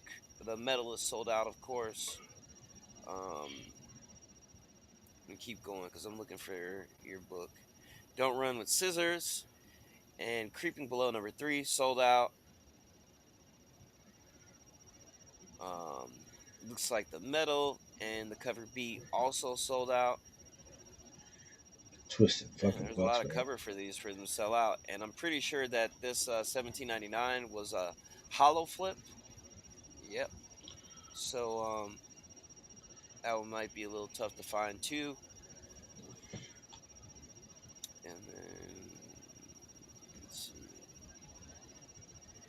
Here goes the heavy metals. I guess it got pushed back a week, so here we go. We got cover A by Hildebrandt.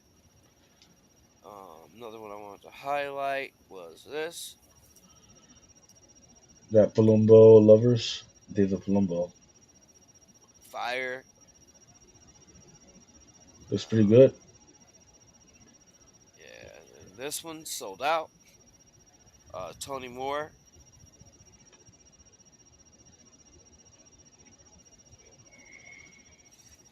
Hello Darkness, #10. Main cover by Miguel Mercado. And then, of course, you have your Jenny Frison, also in stock. Then you have your incentive, your Miguel Mercado, which is pretty nice. And this falls under the 20th anniversary Boom Studios thing going on right now. Hmm. They also dropped a book today for Free Comic Book Day. Your Rebecca Puebla is sold out. Fucking Oof. amazing cover. Keep an eye out for that one. Let's see. Jim Henson's Labyrinth. #7. Tony Infinite. Infante. Sold out.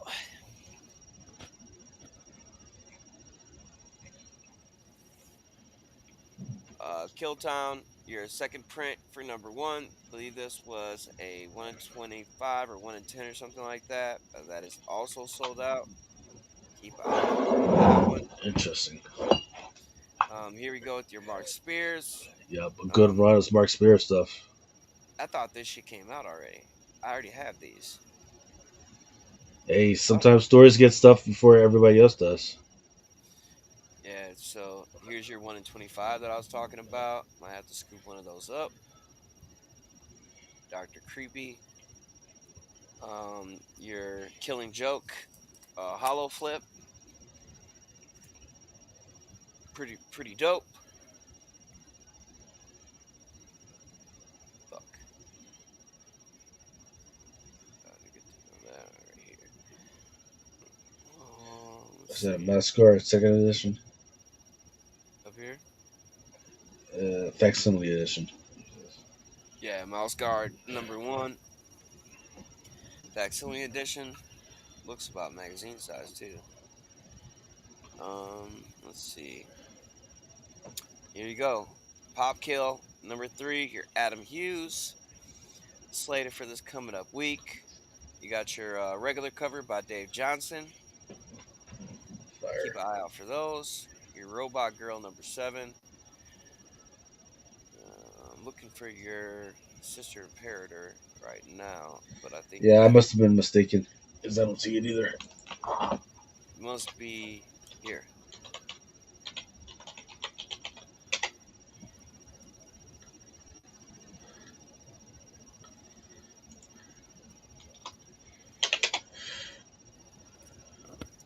All right, so we'll go ahead and click on the stock two. I want to get that. All right, so far they have up a #1. Um, let's include pre-orders. They might have it up under the pre-order aspect, and they do. Yes. So it should be number because if number 4 is on FOC, should be number 3. Check number 3. #3 Uh, slated for 5/14, so it got maybe pushed a week.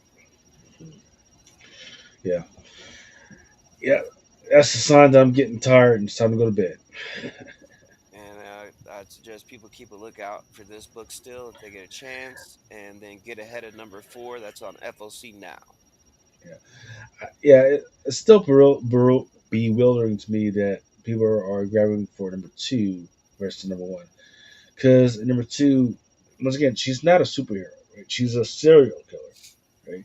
And then the costume that she's wearing on cover #2 is just her job shit. She doesn't wear it all the fucking time. So man, it was kind of weird stuff, man. Even Some of and your yeah, #1 is also available, so that shit didn't sell out. Go ahead, Chris. no, I was just gonna say, here's some of the free comic book day books. If anybody, didn't catch them all. Um, the biggest one to me, personally, was actually this Black Mirror. I could not find that some bitch anywhere. And then when I had asked around, most of the other shops didn't get it either. The Mm, other one was this Boom 20th anniversary. yeah, The Conan Scourge of the Serpent was also gone. Um, this Def Leppard's Hysteria special is another one to watch after. there's a Uh, Diablo joint. I didn't see that shit, yeah, dude, there was a Diablo joint that and I they, didn't see the Dr. Seuss joint either. So that's fucked. and the Dr. Seuss. I can get you a bundle of that if you can't order it anymore. Let me know. I'll have an extra one of these. But it was the first appearance of Cat in the Hat, Sam I Am, and the Grinch in a comic book. Also, another one that was tough one to find was Energon Universe. I believe there's supposed to be a first in there. Fantastic Four also had two first appearances in it. They were basically Deadpool and Wolverine crossover characters. Like, uh, it was like Deadverine and Wolverpool or some shit like that. Mm, Um, this one also was a big one. Dark Find Your New Fear special. They did a prelude, if I'm not mistaken, to Beneath the Trees or something dealing beneath the trees where everyone sees. So yeah, everybody was chasing that one today as well. Um, Over here in the Iron Man and his awesome friends, you had two first appearances in that book. And there is a new puppy that was just introduced as an iron pup. So whatever Huh. difference that'll make if they ever decide to use them in any type of way, that'll be the go-to book for that. In voices, we had three stories. One included Phantasma, which was a new Ghost Rider introduced. Kahori, Reshaper of Worlds, which was the girl that we met from What If season 3 or season 2, and then into 3, right? Mm. Um, Also, this Kagurabachi, um, inside of it, will have the first appearance of Boruto in an American-sized comic. I didn't see that shit either. Mm. Um, Minecraft was also another tough one to get across today. Toy Box seems to be under ordered as well. I missed this Gundam as well, but fuck. And then another two big hitters today: Planet Zero or Planet Death Zero and Post Malone's Big Rig. Yeah, Those were also hot as fire today. I was definitely checking that big rig shit. Yeah, definitely. I picked up some of those. We also had a Speed Racer Zero pop out today, along with the Snow Monkey. Young Jedi Adventures, that was another hot one today. And then Thundercats Power Puff Girls crossover. Um, Most of the early birds got that book. If you had to work, you were probably fucked. So keep an eye out for that one. I don't know if it had anything significant in it yet. Um, Tower Dungeon and Isaac Special was a nice little pickup today. They had some nice, beautiful spreads inside of the book, so I'll definitely give that one a read tonight. You And said then, spread. dude, they got a spread in that book. It's like one big ass picture, and it's fucking gorgeous.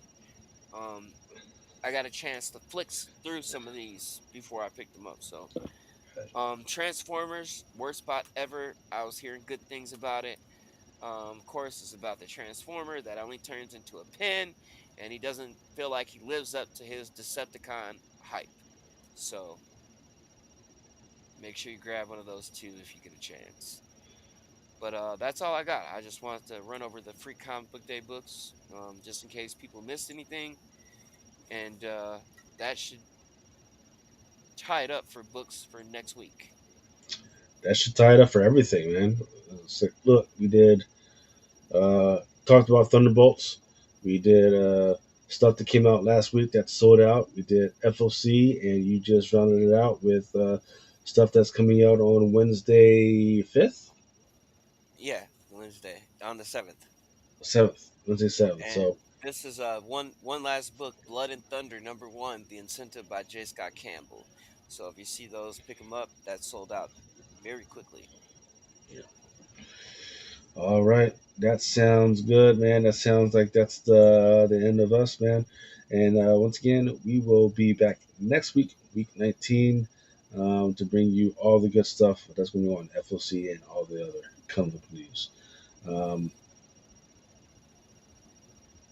That's it, man. We're out. For each man in his time, his pain, until he walks along the beach and sees his future in the water, a long lost heart within his reach. I haven't needed a book to watch. Sometimes men take matters into their own hands. You want answers? I think I'm entitled. You want answers? I want the truth. You can't handle the truth. As you guys know, it is Drunken